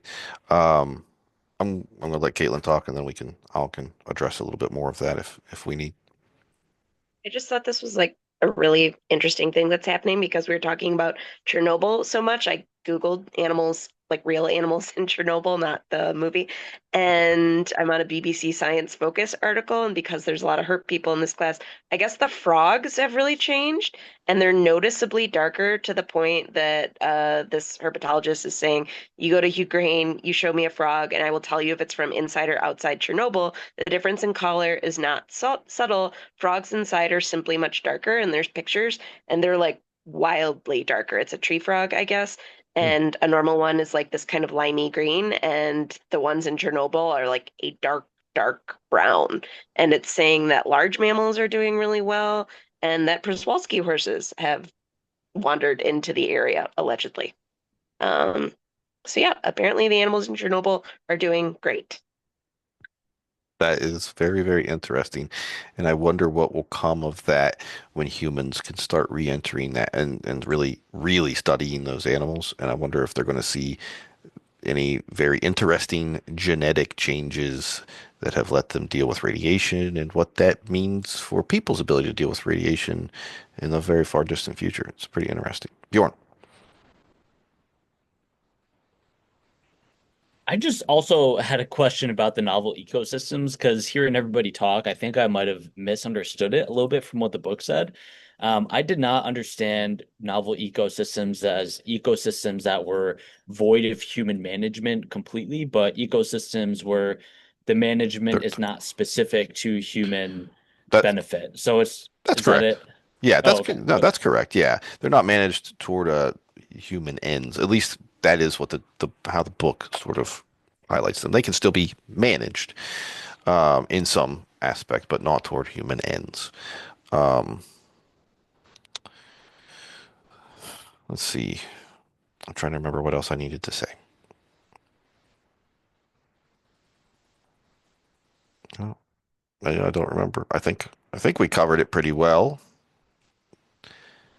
I don't know, we talked about so many things. I felt like there was something else in my brain that I was like, oh, I need to say this, but I think we covered that pretty well. It's an interesting concept. It's sort of an interesting way of categorizing these different systems. Obviously, when we heavily alter a system and then sort of go hands off with it, at least as far as human goals are concerned, um, that system oftentimes will not come back. Just like this is what Jasmine was talking about. It doesn't come back exactly the same as what it was. Um, and Jasmine was talking about, for example, the replacement of trees in the system. Like, yeah, trees come back eventually, right? You're going to go through, if you guys are familiar with the idea of succession, a landscape is going to go back through succession. Trees are going to, we eventually get to a forested state again. But the species that are there aren't the same, which means the food resources that are there aren't the same. From a plant perspective, right? Which means the animals that can utilize those resources are potentially different. And even if they're the same, the carrying capacity of that particular system is going to change. So the carrying capacity is how many individuals this system can support, right? If the original system supported 100 squirrels, maybe the new system, once it's regenerated, can only support 50 squirrels, right? That's carrying capacity. That's a very important concept. Uh, so these systems, as they're changed and let go, they're always going to end up being different to some extent once we've messed with them. Okay. I think now is we should let's take our 10-minute break, come back at 8:56.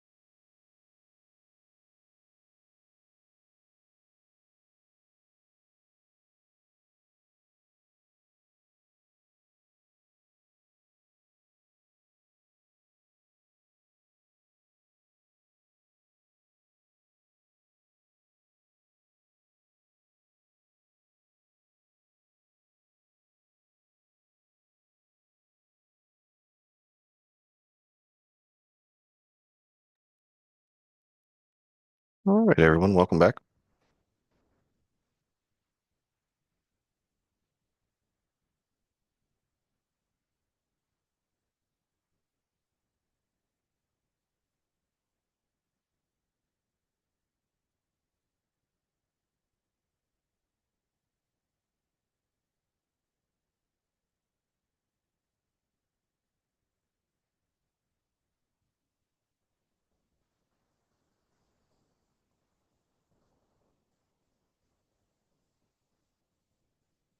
All right, looks like we're all back.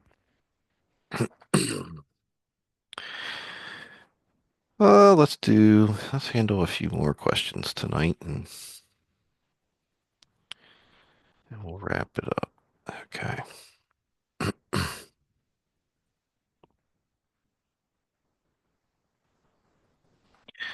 Well, the follow-up question to question 10, question 11 is probably worth talking about at least a little bit.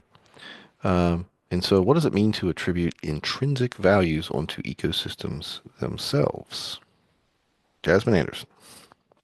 For this one, I put that it means to transcend both individualism and anthropocentrism by insisting that obligations to protect ecological systems can compete with and sometimes override obligations to either human or non-human animals or individuals. Okay. Abby, do you want to add to that? You raised your hand. You started eating. I'm sorry. Okay. Well, we can go. So, does anyone have a different, maybe not different, but maybe a more straightforward answer to that question? I can go if you want me to. Go for it, Abby. I'm done eating my pizza roll. I Okay. have to attribute intrinsic values onto ecosystems themselves means to assume that ecosystems have value in and of themselves, apart from any value they might have to humans. Rather than seeing the value of the ecosystem in terms of what it can supply to humans, such as resources, tourism, or services, um, one recognizes that ecosystems have the right to exist. Okay, good. Uh, Caitlin, go ahead.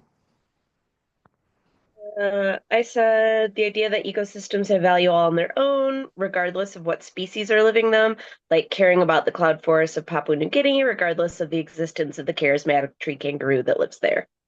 Sorry, I'm going to relate everything back to tree kangaroos as often as I can. Are you on a big tree kangaroo kick? Is that? Are you? Okay, that's cool. That's fine. You get into whatever you're into. That's good.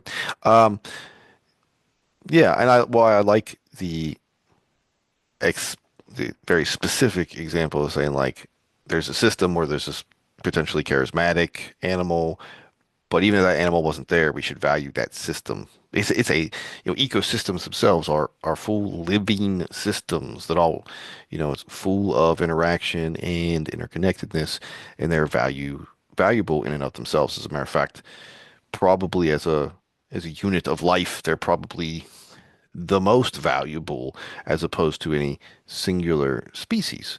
Um, and the functions that they provide are incredibly valuable. Though you have to subscribe first to an appreciation for intrinsic value.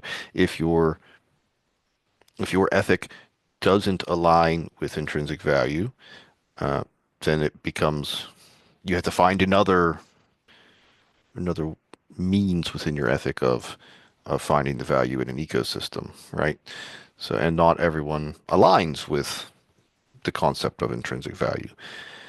In fact, when we read, the very first chapter of Wilder Kingdom, there's some discussion about, uh, those authors not that they don't believe things have intrinsic value, but that like that's not their maybe primary motivator. So those are things to think about. But for me, someone who does uh, believe in the intrinsic value of life, I think that this is incredibly important and meaningful, not to just think of individual species as having intrinsic value, but to think of entire ecosystems and indeed the entire world as a singular functioning unit, honestly, right? The world itself is one big functioning ecosystem.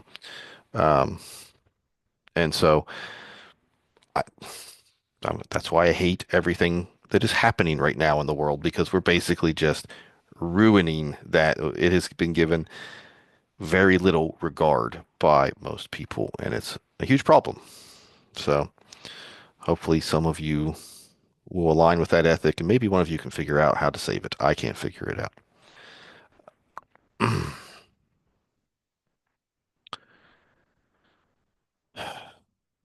That is a question 12 is a terrible question. What does the author recommend with no really left you hanging on that one. Just what's the author recommend? I mean, the answers are in there. We'll skip question 12. It's a really bad question. I want to highlight that one. So next time I go through these chapters, I will definitely change that question wording.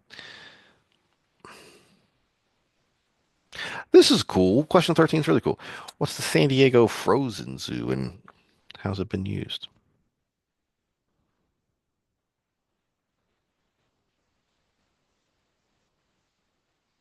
Tiffany. Are you okay, So the Tiffany? Frozen, yes, I just had a really bad itch on my nose. Oh, The Frozen Zoo is a collection of cryopreserved cell cultures from nearly 10,000 individual vertebrates, including DNA extracts, frozen tissues, and sperm and oocytes. They've been used for studies on aging, chromosomal evolution, and gene mapping, as well as genome sequencing studies. But I did find it really interesting that it is only vertebrates. There apparently was no invertebrates whatsoever in the collection, or plants or anything. yeah. Life is goes quite beyond just vertebrate life, right? As a matter of fact, if we got rid of all the vertebrates, life would go on. But if you say got rid of all the plants, life would, be pretty well toast. So it's an interesting decision. Either way, what do you think of this as the idea of calling this a zoo?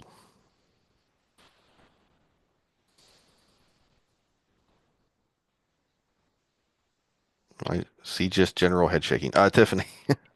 I find it weird to call it a zoo because they're not like you can't go visit the Frozen Zoo, I'm assuming. I would love to. It'd be boring as heck. There's not really anything to look at. It's But cell cultures, it'd yeah. be interesting to say I went to the Frozen Zoo. Um, I also think because of the purpose of it, I think that's why they're calling it a zoo and the fact that instead of having a living backup population like SSPs were originally intended to be, they're like, well, we have this collection. It just happens to be in a freezer. Yeah. So I think that's just try where they're trying to get away with zoo, where and it's a nice catchy name to say, hey, look at this cool thing we have.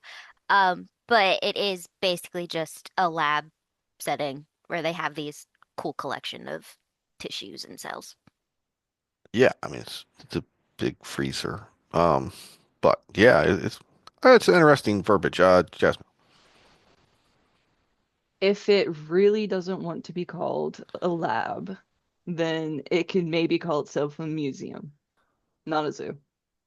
Because Okay. who knows if it becomes some sort of like arc of living samples from then extinct animals, like in the future, it'd be like a museum, but instead of uh dead or inorganic fossils, it would have living tissue. I think it'd be a cool futuristic museum. But they should just call themselves a lab. I do think calling themselves a zoo was just part of publicity, I guess. Like a cutesy little name. It's no, you've got frozen cells. Sure, it's for conservation, but just call yourself a research lab or something. Okay. Ryan. I agree that it's not a zoo. Sorry, the dog is It's making okay. noises back there. But I agree that it's not a zoo, but I do think it also plays some of the roles that a zoo does as well when it comes to participating in conservation, participating in research, and I don't know how much they do for education, but like if they participate in that, they're mildly doing things that a zoo does in a way. But like Jasmine said, I think a museum or a lab is a better word than a zoo. And I think they're also justifying calling it a zoo because of the variety, which is good for the conservation and research, but not really a zoo. Okay. Um, I could probably play devil's advocate on this question, but I want to get through more stuff and we don't have that much time. Um, I think you could argue the other direction, but ultimately, I mean, they called it what they called it, right? We can't control what they called it. I just thought it was worth asking that question. Is it a zoo? I don't, uh, ultimately, what it is it's a good thing. That's what I would say. Whatever you call it, it's a good thing. So question 14 is what cloning efforts have been made using endangered species, uh, and why were those cloning efforts made? Abby, you're up. I have with advances in genetic technologies and in cell and reproductive biology, two endangered species have been cloned, both relatives of cattle, the Indian gar, I don't know if I'm saying that right, and the Javan banteng. Hmm. I don't know if I'm saying that right either. But the one goal of the banteng cloning effort was testing if it would be possible to restore genetic variation lost from the genetically small North American zoo population by cloning the cells of a bull with particular genetic value. Yeah, so the Banteng had um, the lowest mean kinship, which is relatedness relative to the wild population. And if you could um, clone it, you could use it for genetic rescue then, right? Because it's going to add some more robust genetic material into the wild population. It was a pretty interesting idea. What do we think of cloning in in general in its application in these kind of conservation efforts? Does anyone have problems with it? Does everyone think, hey, it's good, let's do it? You know, Jasmine. I think that I know further questions sort of touch on this, but I'll just sort of include it. I Hmm. think that cloning is interesting. I think that it's not inherently evil or unethical or unethical or however you say it.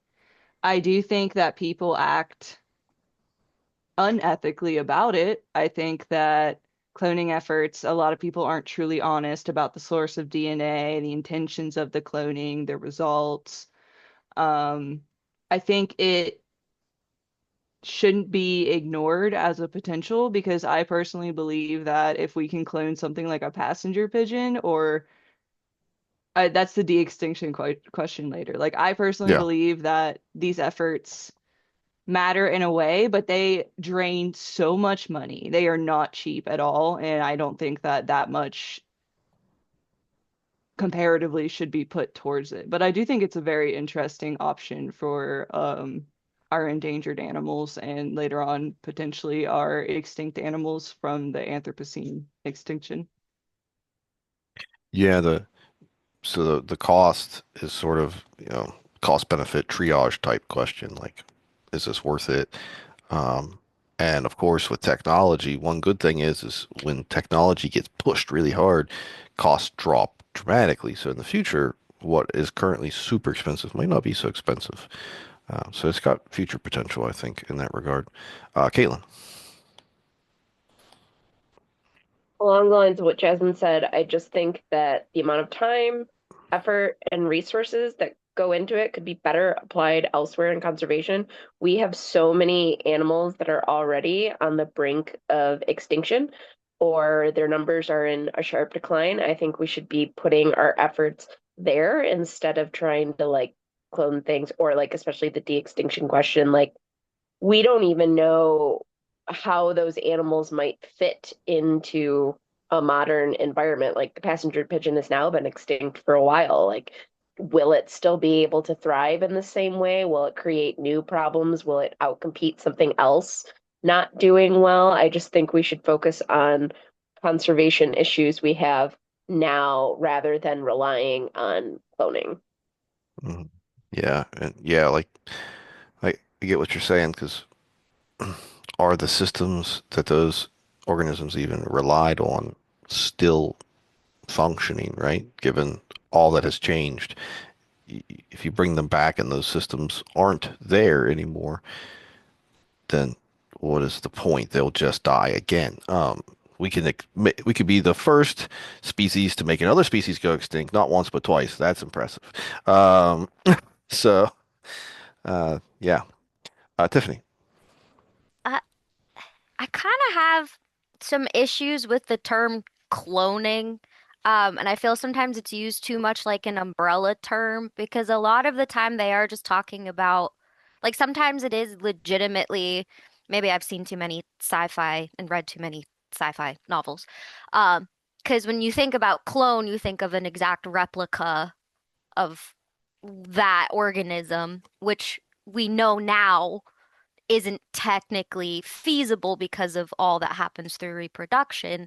So, because of like media and stuff, I think there's a negative connotation with the word cloning.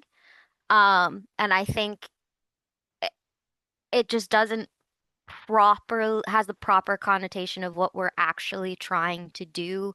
We're not trying to make an exact copy of that animal. We're just, in many cases, trying to reintroduce its DNA, its traits back into the population, not necessarily create a new one. So that's where, and sometimes it's kind of confusing when they say cloning, and I'm like, okay, but do we mean artificial insemination? Do we mean just we're trying to do an embryo and things? Um, so I kind of, it's weird to one put an ethics on cloning when I don't fully, if they just say cloning, I'm like, well, what do you mean? What process are we actually going through in this case? So it's hard to say if I agree with it or not. I'd rather we just talk about the process instead of just saying cloning as an umbrella term because I think a lot of the connotation gets lost when we just talk about cloning in general. Especially in, like, for example, de-extinction, we can't just grow a new organism yet. I don't know, maybe hundreds of years in the future we can have test tube passenger pigeons. That'd be cool. Um, but it requires an already living organism that is distinctly different in order to create this extinct organism. Um, so I feel like part of my problem with this kind of conversation is we don't talk enough about the actual methods we are using to quote unquote clone. Okay. Well, in general, in this context, they're talking about making it genetically same individual, but not, of course, otherwise the same individual. The genetic component doesn't carry with it the um, experiential things that make an individual. So even if you make an true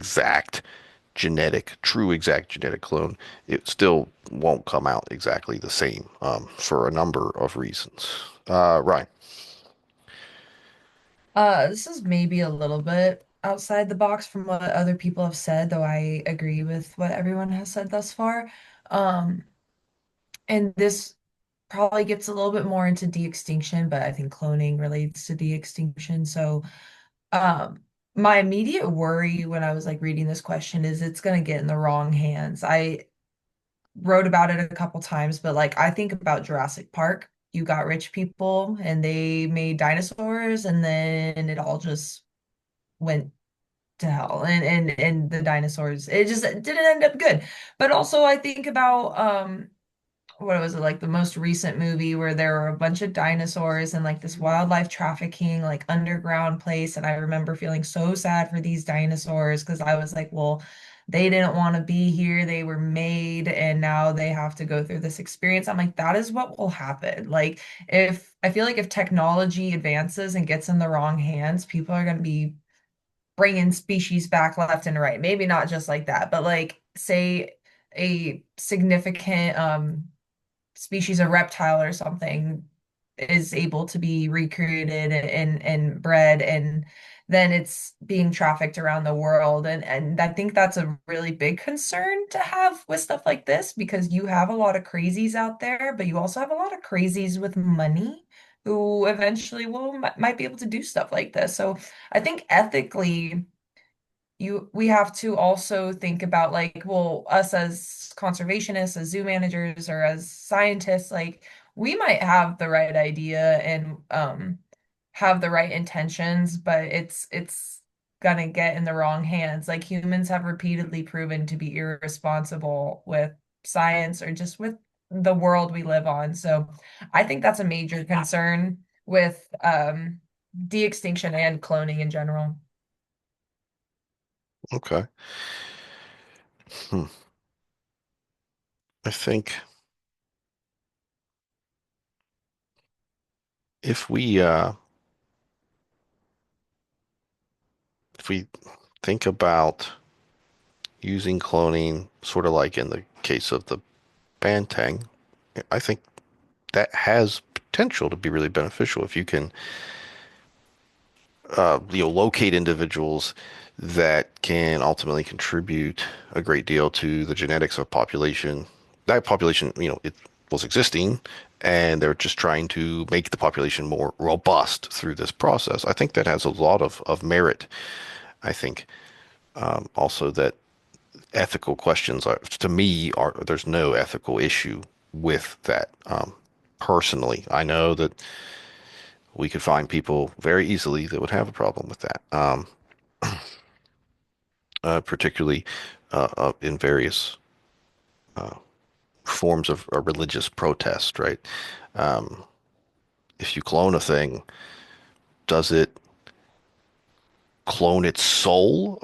Like, does it get a whole new soul? How do souls work with cloned animals? Just as an example, right? And I'm not throwing that up for debate right now. We're not talking about that. We can talk about that in a different class. It'd be very interesting, but we're not going to talk about that right now. Um, and so, I know there are people that any form of cloning they would consider to be against their belief system. Um, Cloning already extinct animals, I think, is mostly pointless outside of novelty. Like the idea that we could bring back the mastodon. Don't get me wrong. Do I want to see a mastodon? Yeah, hell yeah, I want to see a mastodon. What an amazing creature that I never got to see. I'd also like to see a T-Rex. I would have been fine if I could just jump in a teleportation device and launch myself back into the Triassic and get eaten by a T-Rex. I think I would probably do that just because what a way to go. Wow. Right. What, to see the world as it was, untouched by humans and ruled by giants. How amazing would that be? I might wait another 20 or 30 years until my back problems really caught up with me before I did that. But yeah, sure, I'd love to see that stuff. Um, but again, I think it's more novelty. Like, we're not just going to start chucking woolly mammoths out and about in the world and letting them roam around. That's not going to happen. It's just not going to happen. Jasmine. So when you said novelty, once again, the de-extinction and conservation question, and I want to say I wrote like a paragraph and a half on this. I don't remember if it was last year or the year before when they brought back dire wolves. Oh my Lord. I ranted at my fiance for like 3 days just because I had no one else to talk to about this. It's silly.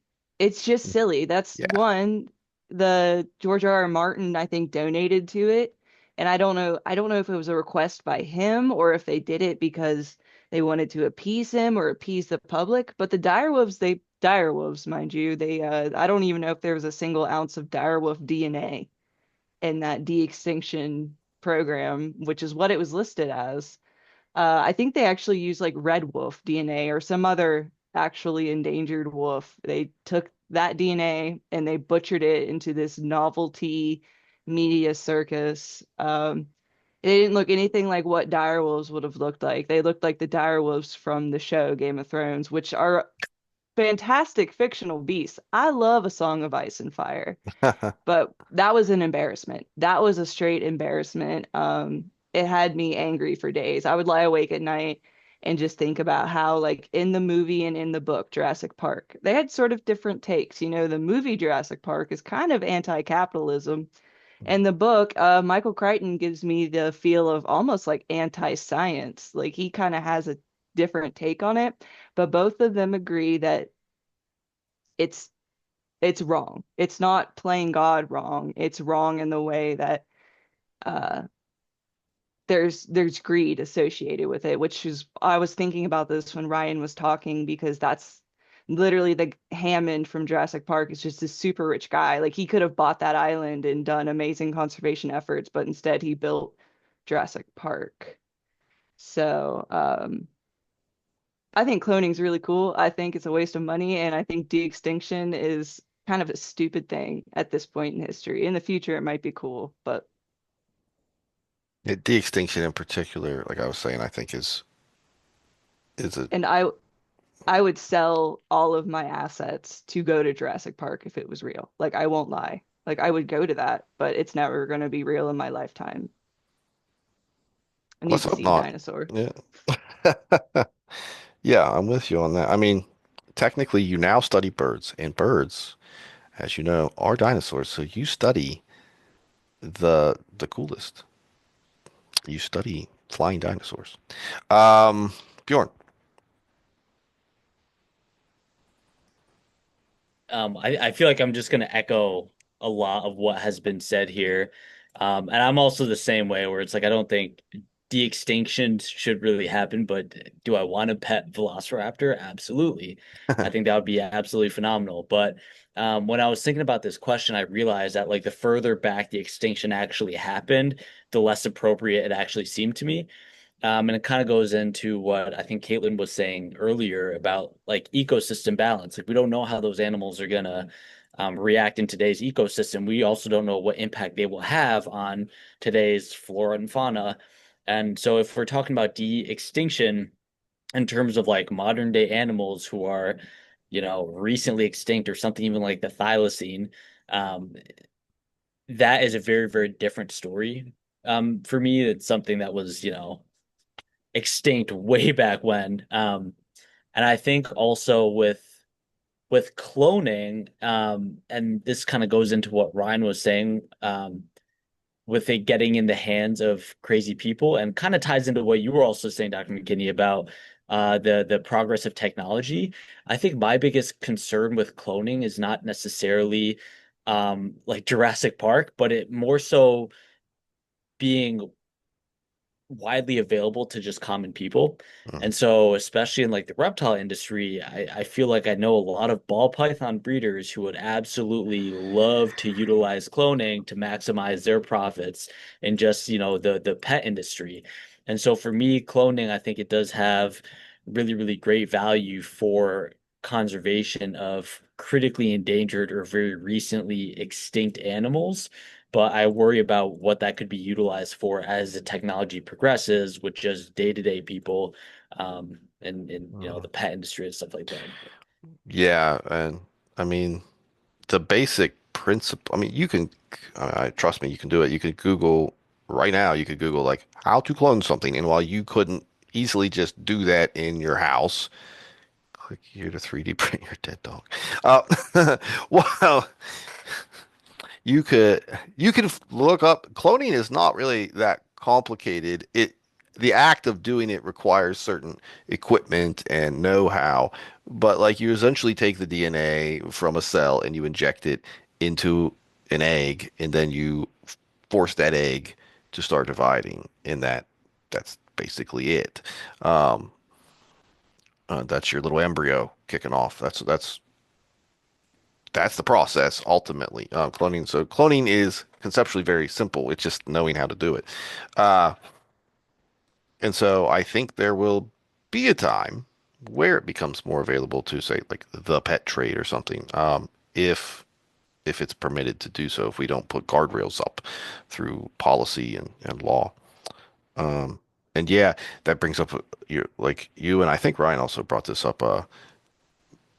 Is it is it ethical to clone animals for the pet trade? Because there's like your favorite, uh, your pastel bumblebee ball python or whatever goofy morph, that you've got. Is that ethical to do? I'm not so sure it is. That's a good question. Caitlin. Sorry, it took me a second to unmute. One of the points that the book brings up, and Jurassic Park, the book brings up too, is that when you have a animal that's brought to life via de-extinction, or even a cloned animal of an existing animal, that animal, depending on like how it's raised, likely won't have the same natural history, won't have the same environment, won't have the same behavioral cues to Yep. even teach it like the normal things of being that animal. So, like, you could create an ecological disaster in that way, or even just an inauthentic animal because it doesn't even know how to appropriately, like, be because it doesn't have the same environment, the same cues. It might not be raised by a parent who can teach it. Like, you're creating something artificial from like a behavioral standpoint, too. Absolutely. Like passenger pigeon's a good example of that. Those were highly social birds, like really, really social birds, right? They were in massive flocks. Uh, if you make one passenger pigeon, is that even a passenger pigeon? It they it's really kind of not. It might have the genetics of a passenger pigeon, but I think the behaviors of an animal are part of what makes an animal what it is, right? And it won't learn those. So that's a great point to bring up. Taylor. It seems like a lot of people think that cloning's really cool, but we need to have some maybe if it we get into it some laws around it. And I was kind of curious about what people thought maybe the like necessary laws would be like we need to limit it to like specific periods. Like, can we apply this to people? Like, who's to say that if we aren't cloning animals, like why can't we clone people as well? Like what, where does the line get drawn when we're doing these kind of things? Like, does it have to have a significant benefit to society in order to qualify for being cloned, or does it have to just have like a popularity vote? Like what kind of limits, like how far can we really go on that? What do you think, Taylor? What do you I, think? for de-extinction, I just don't really agree with that necessarily. I don't think we should carry it over to people. I think that's a very, very slippery slope. Like people are saying, I don't think humans are very responsible. I think they're honestly a little arrogant. I think people like when I was reading that chapter, kind of what was going through my mind is like kind of the intention of these researchers. I was like, do they really care about bringing these species back? Do they really care about conservation, or they just want to be like, I'm the first one that did that, or like I pioneered this, like I went into these uncharted waters and like found these really cool things. Like, are they justifying their actions by saying like they're contributing to conservation, or are they just like I don't know, maybe mad scientisty? You know what I mean? Like, it's just like I can you just because you can do something doesn't mean you necessarily should do it. And when it comes to bringing species back, like I just don't necessarily agree with it. I think we should focus on animals that are actually need like our help right now. Mhm. And then yeah, I don't really think we should really open that door at all. So the people thing is such a question. Uh, for so many reasons. Particularly in light of just the way things are today. I can see some really ugly uses for cloning, like really, really ugly uses for cloning. Do you need a workforce? We could make a workforce, right? Like we could literally build one with cloning. Like, what's the need for the independent thinking man or woman? You know, when we can just manufacture people through cloning.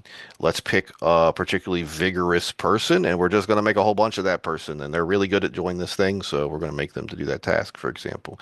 Obviously, right now, that's very, very sci-fi, you know, dystopian type thing, but it's a potential. Uh, I could also see a world where you have the wealthiest tier of elite being like, I'm going to create my own dynasty, right? I'm going to clone myself, make a bunch of baby me's, and I'm going to continue to pass my wealth on. I think that is the premise of.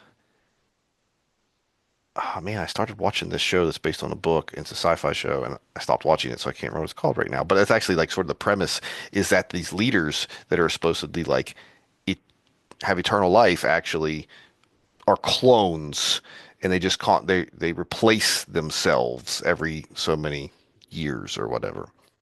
Um, Is it Altered Carbon? no, it's not the one that I'm thinking of, but that Killer show, pretty good. no, I my wife would remember. She picks all the shows and I just watch them. Uh, I can't. It doesn't matter. But the point is both of those things are technically possible, right? Under a completely unregulated um, cloning. Jasmine. So I did want to mention because I was like, wait a second. I remember Tom Brady has cloned his dog. Mm. Like the wealthy already have their hands on cloning technology and they just clone dogs. It's noted that the dog doesn't have um the same behaviors and stuff as his favorite dog. Obviously, it's a new dog, even if it's genetically the same. But Mhm. he did spend like $50,000 to get his dog cloned, and it was by the same company that did the dire wolves, Colossal Biosciences. Yeah, that's on site for me. But I did also want to throw out there that human cloning is like a giant plot point in Star Wars. There was a whole war. There was Kind of a a nerdy whole- thing, but if you remember that there was a whole war and it's a huge plot point and the clones aren't. I remember that's one of the best parts of Star Wars to me was all the different clones ideas and stuff. So it's really Clone great for Wars. fictional stuff, but it's not great for real life. Anyways, Colossal Biosciences, we'll meet up, we'll blow them up. You didn't hear it from me. Caitlin. Um, Outside of cloning people, Yeah. I think that cloning and like what laws would be in place, I think that cloning would still have huge ethical implications in terms of like these cloned animals.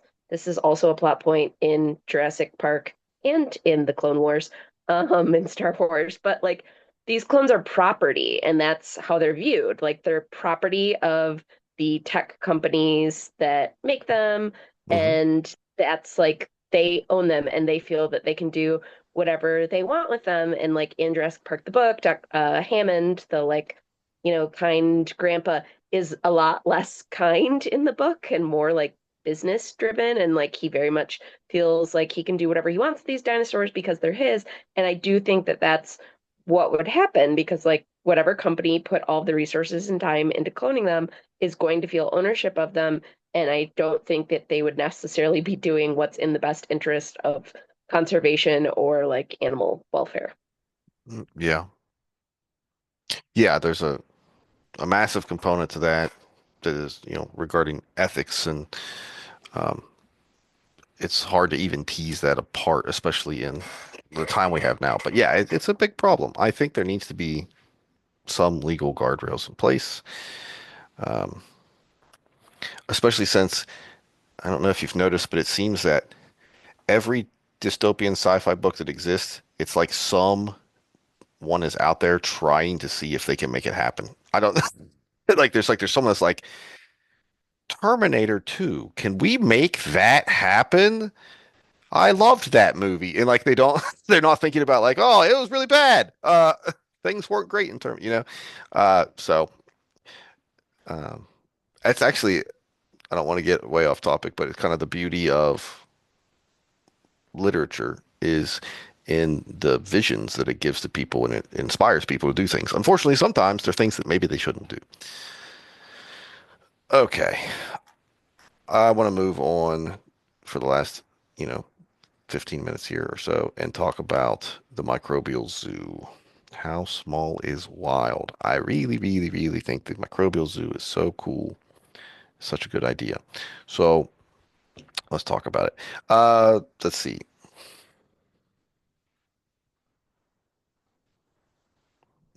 That's good.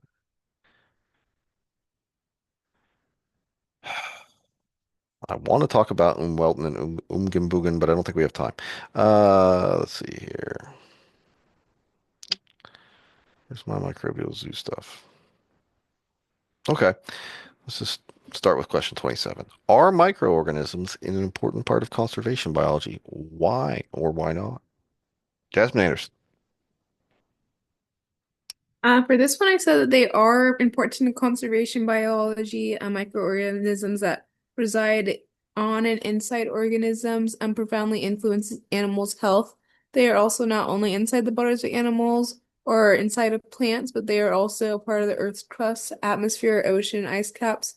Because of this, they are an essential component of wildlife management practices. Okay. Caitlin, you want to expand on that?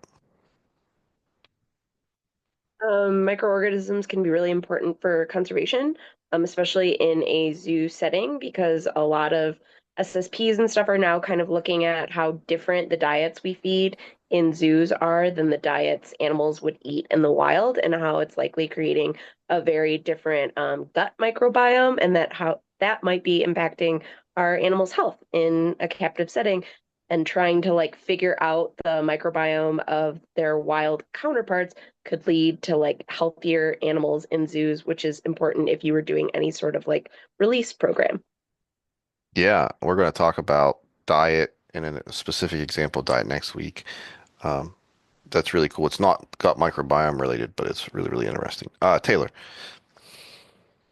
Not only are microorganisms really important to keeping animals alive, they'll take them out as well.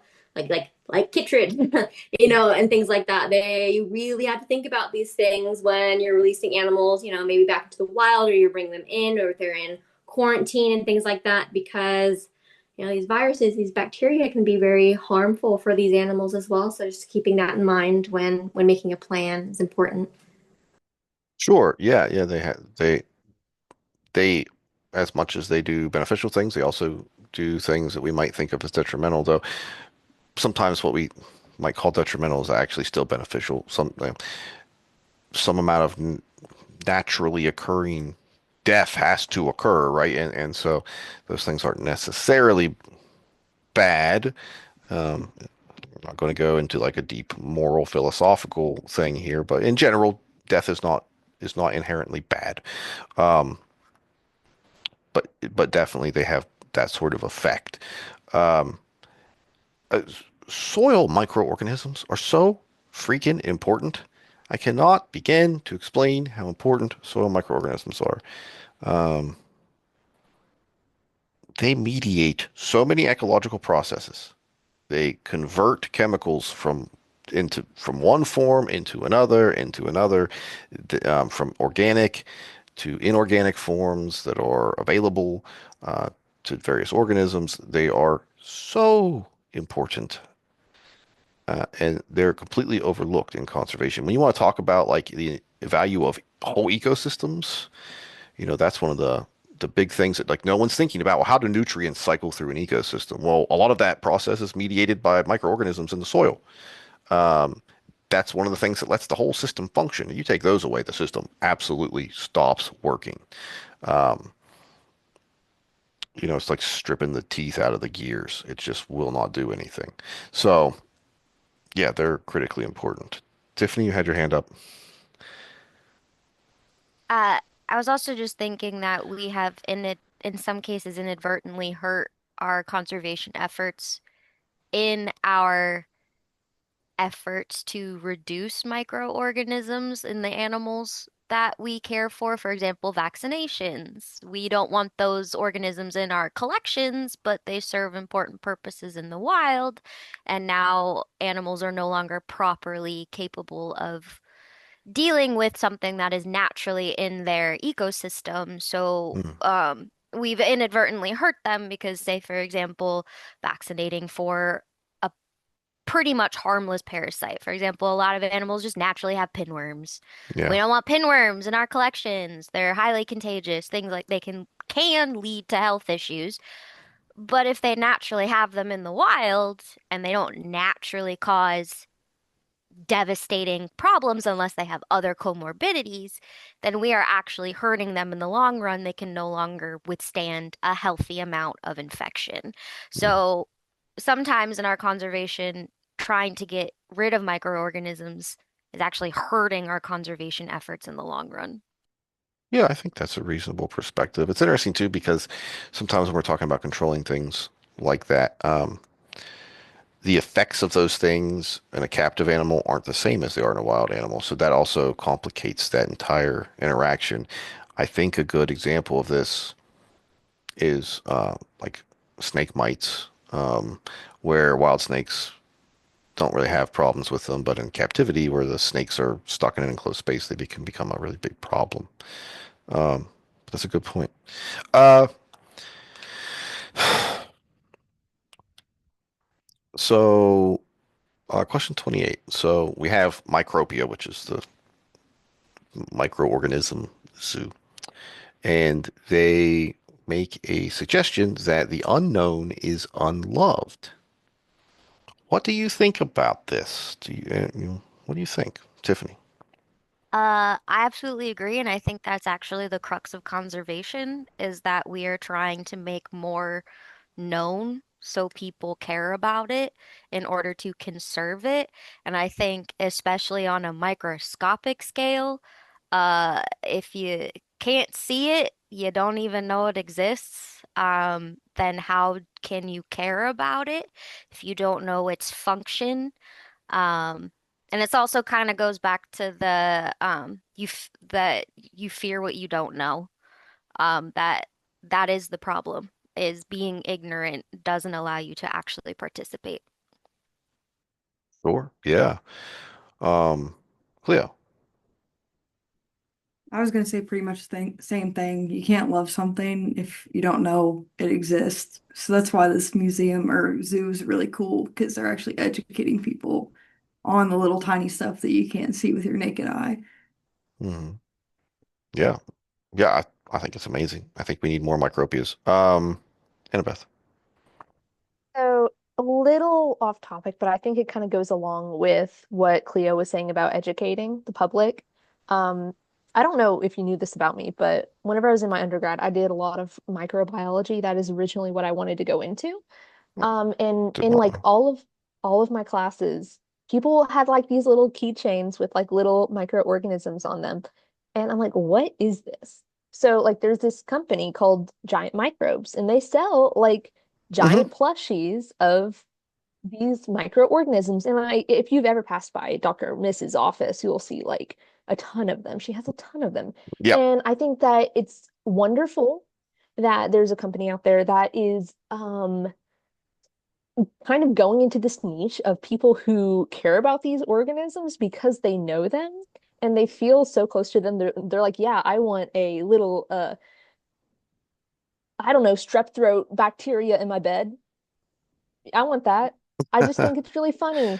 Yeah. Um, I think that education is something that can get more people to know that. And I think that this company is doing a very excellent job about that.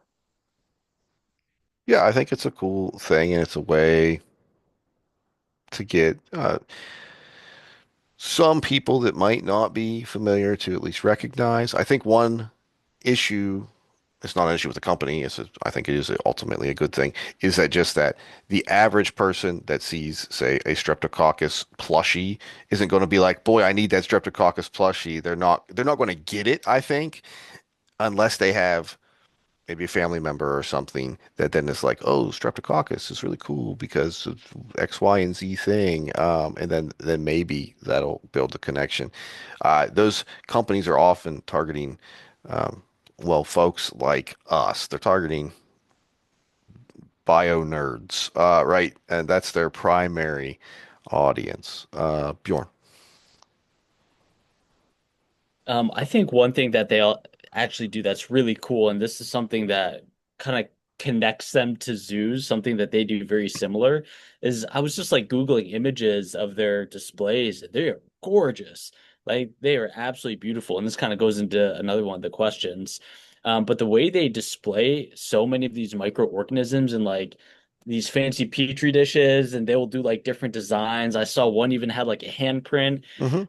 And I think the way they do it is just so genius because then when people go to the exhibit and then they leave and they hear about these microorganisms, I feel like that's what they're going to remember. They're going to be thinking about that exhibit itself.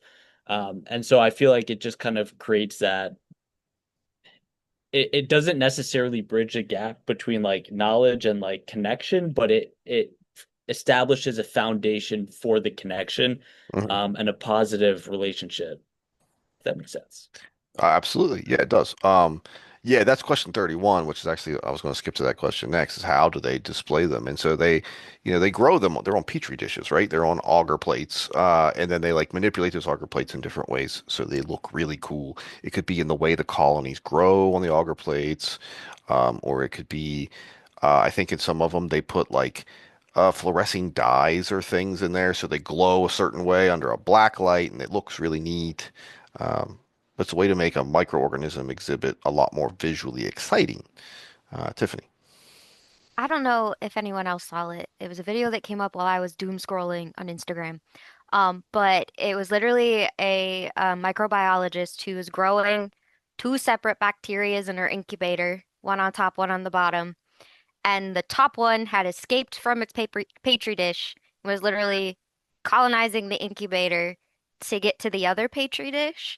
And the amount of people that were just like, set it free, let these two petri dishes connect. I want to know what happens was astonishing.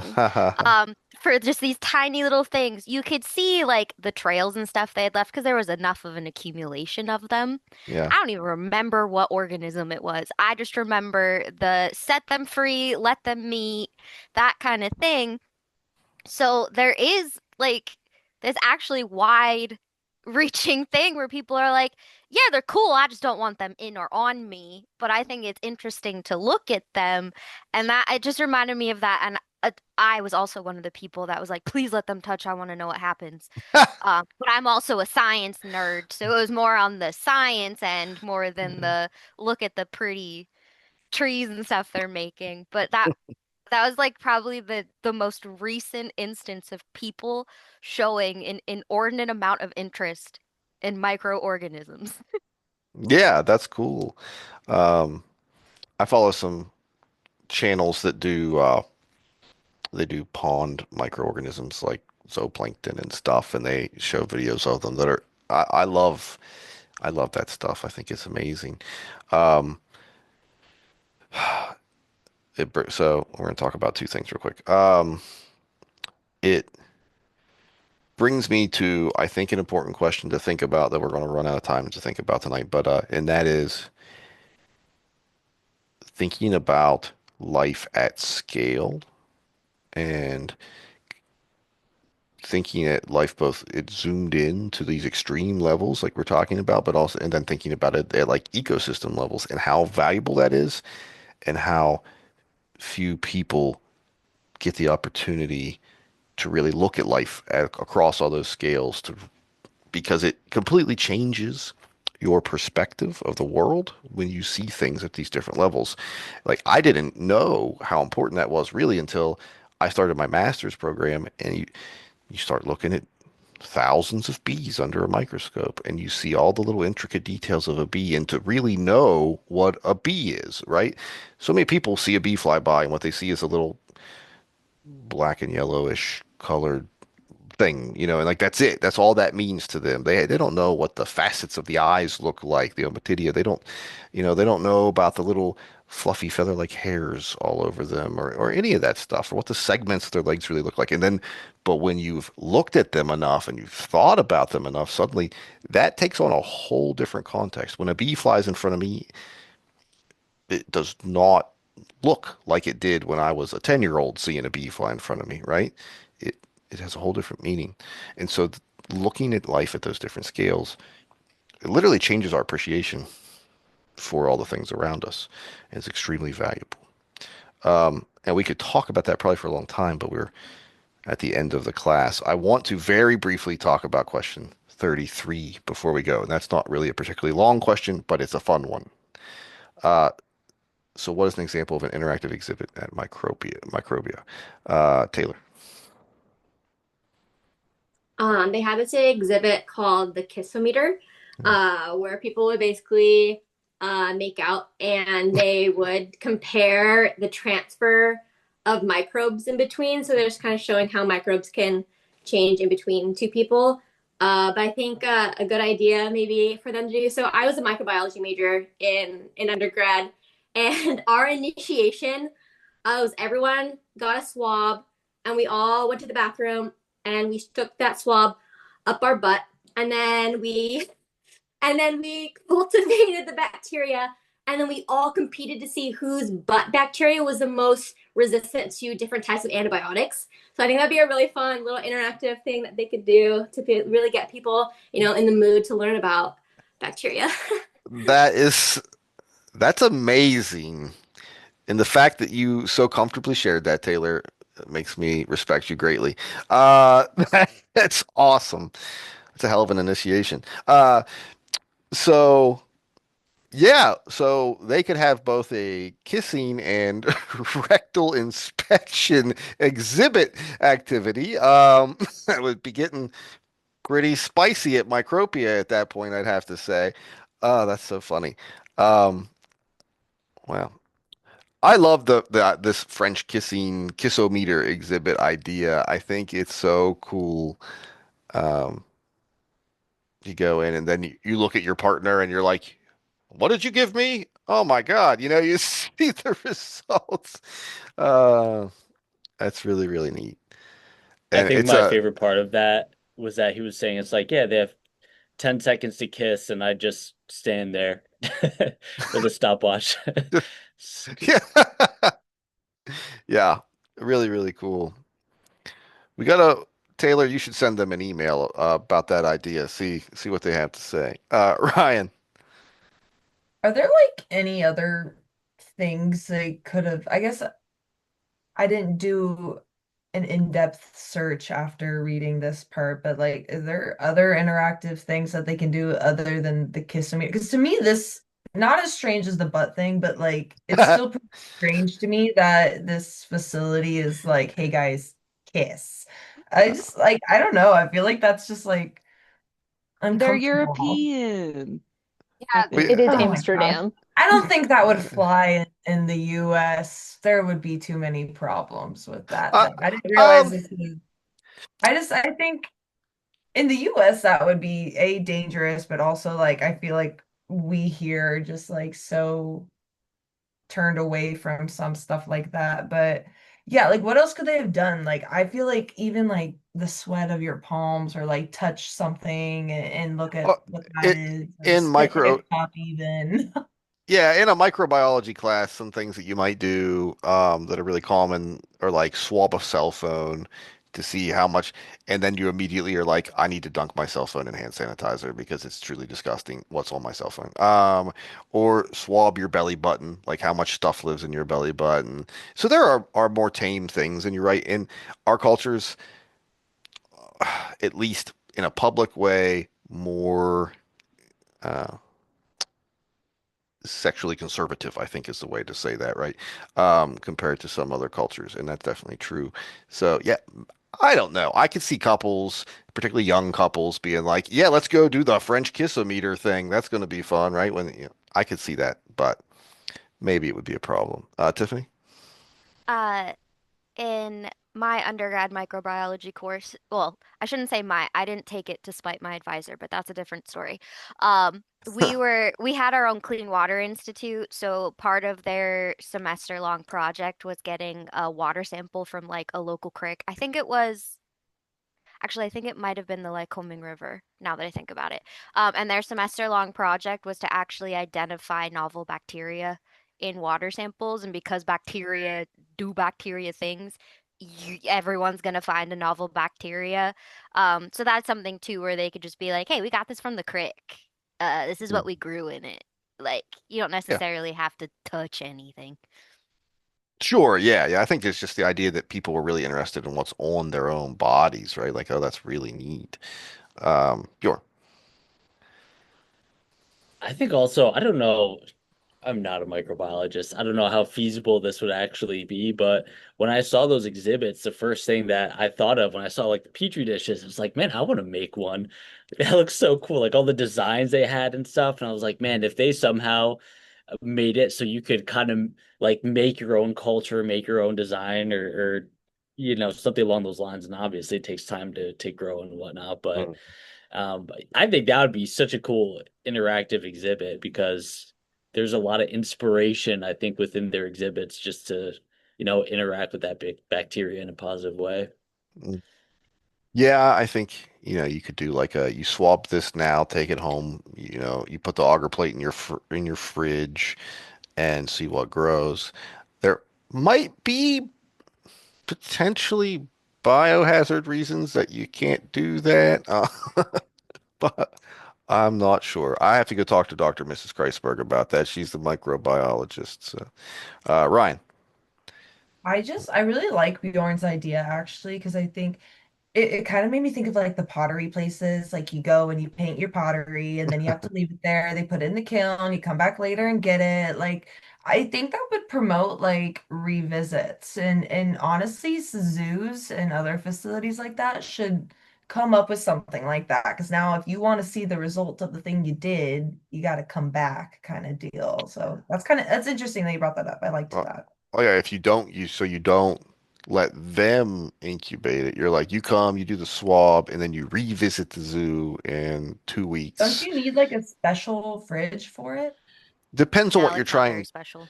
depends on what you're You just trying to get more grow. let them touch videos. Let them take it home, and then you get incubators. And you're like, release the bacteria, let them touch. I'm all for that. I think they're hilarious. Um, so it depends on what you're trying to grow as to what temperature and everything. But in general, I think a standard-ish refrigerator temperature would grow quite a few things. What I don't know is depending on the auger type, so there's different types of auger that are built to feed different microorganisms. Depending on that auger, um, if things could grow that are potentially not okay. I think that might be the problem where you can't really just hand someone a petri dish and be like, here you go grow your own bacteria. But yeah, if you did it in house, it would all, like you said, it would be a way to get people maybe to come back. That might be pretty neat, especially if you made it, I don't know, look cool. Like so like when you put the microorganisms on the agar plate, you like spread them on there, and so you spread them in different patterns or something. So if you did like a spiral pattern or something, and you're like, look, these are your microorganisms, people might think that's really neat. Um, but I'd love to work there because I would do like a cheek swab or something, and then I'd pull it up on the screen. I'd be like, "Oh my God, I don't know what that is. You need to leave. Like you need to get out of here. We don't know what's in you. Like you need to go to a hospital." oh, dang, that's I mean, mean. I'd probably get sued, but Yeah, I don't know how long you'd work there, but it would be fun for a hot minute. Um, okay. We have to wrap up. It is pushing the edges of what we can really justify. Uh, thank you all for a great discussion. Everything will be posted tomorrow morning. Sorry for a little bit of delay this week. And have a great night. I'll talk to you next week. Yes, Jasmine. did you want to talk about your meeting today on this call? Can we, can I just You call can you? stop recording. Can I Huh? just call you? Can I just call you real quick on your phone? I guess. Yeah. Okay. All right. Bye, everybody.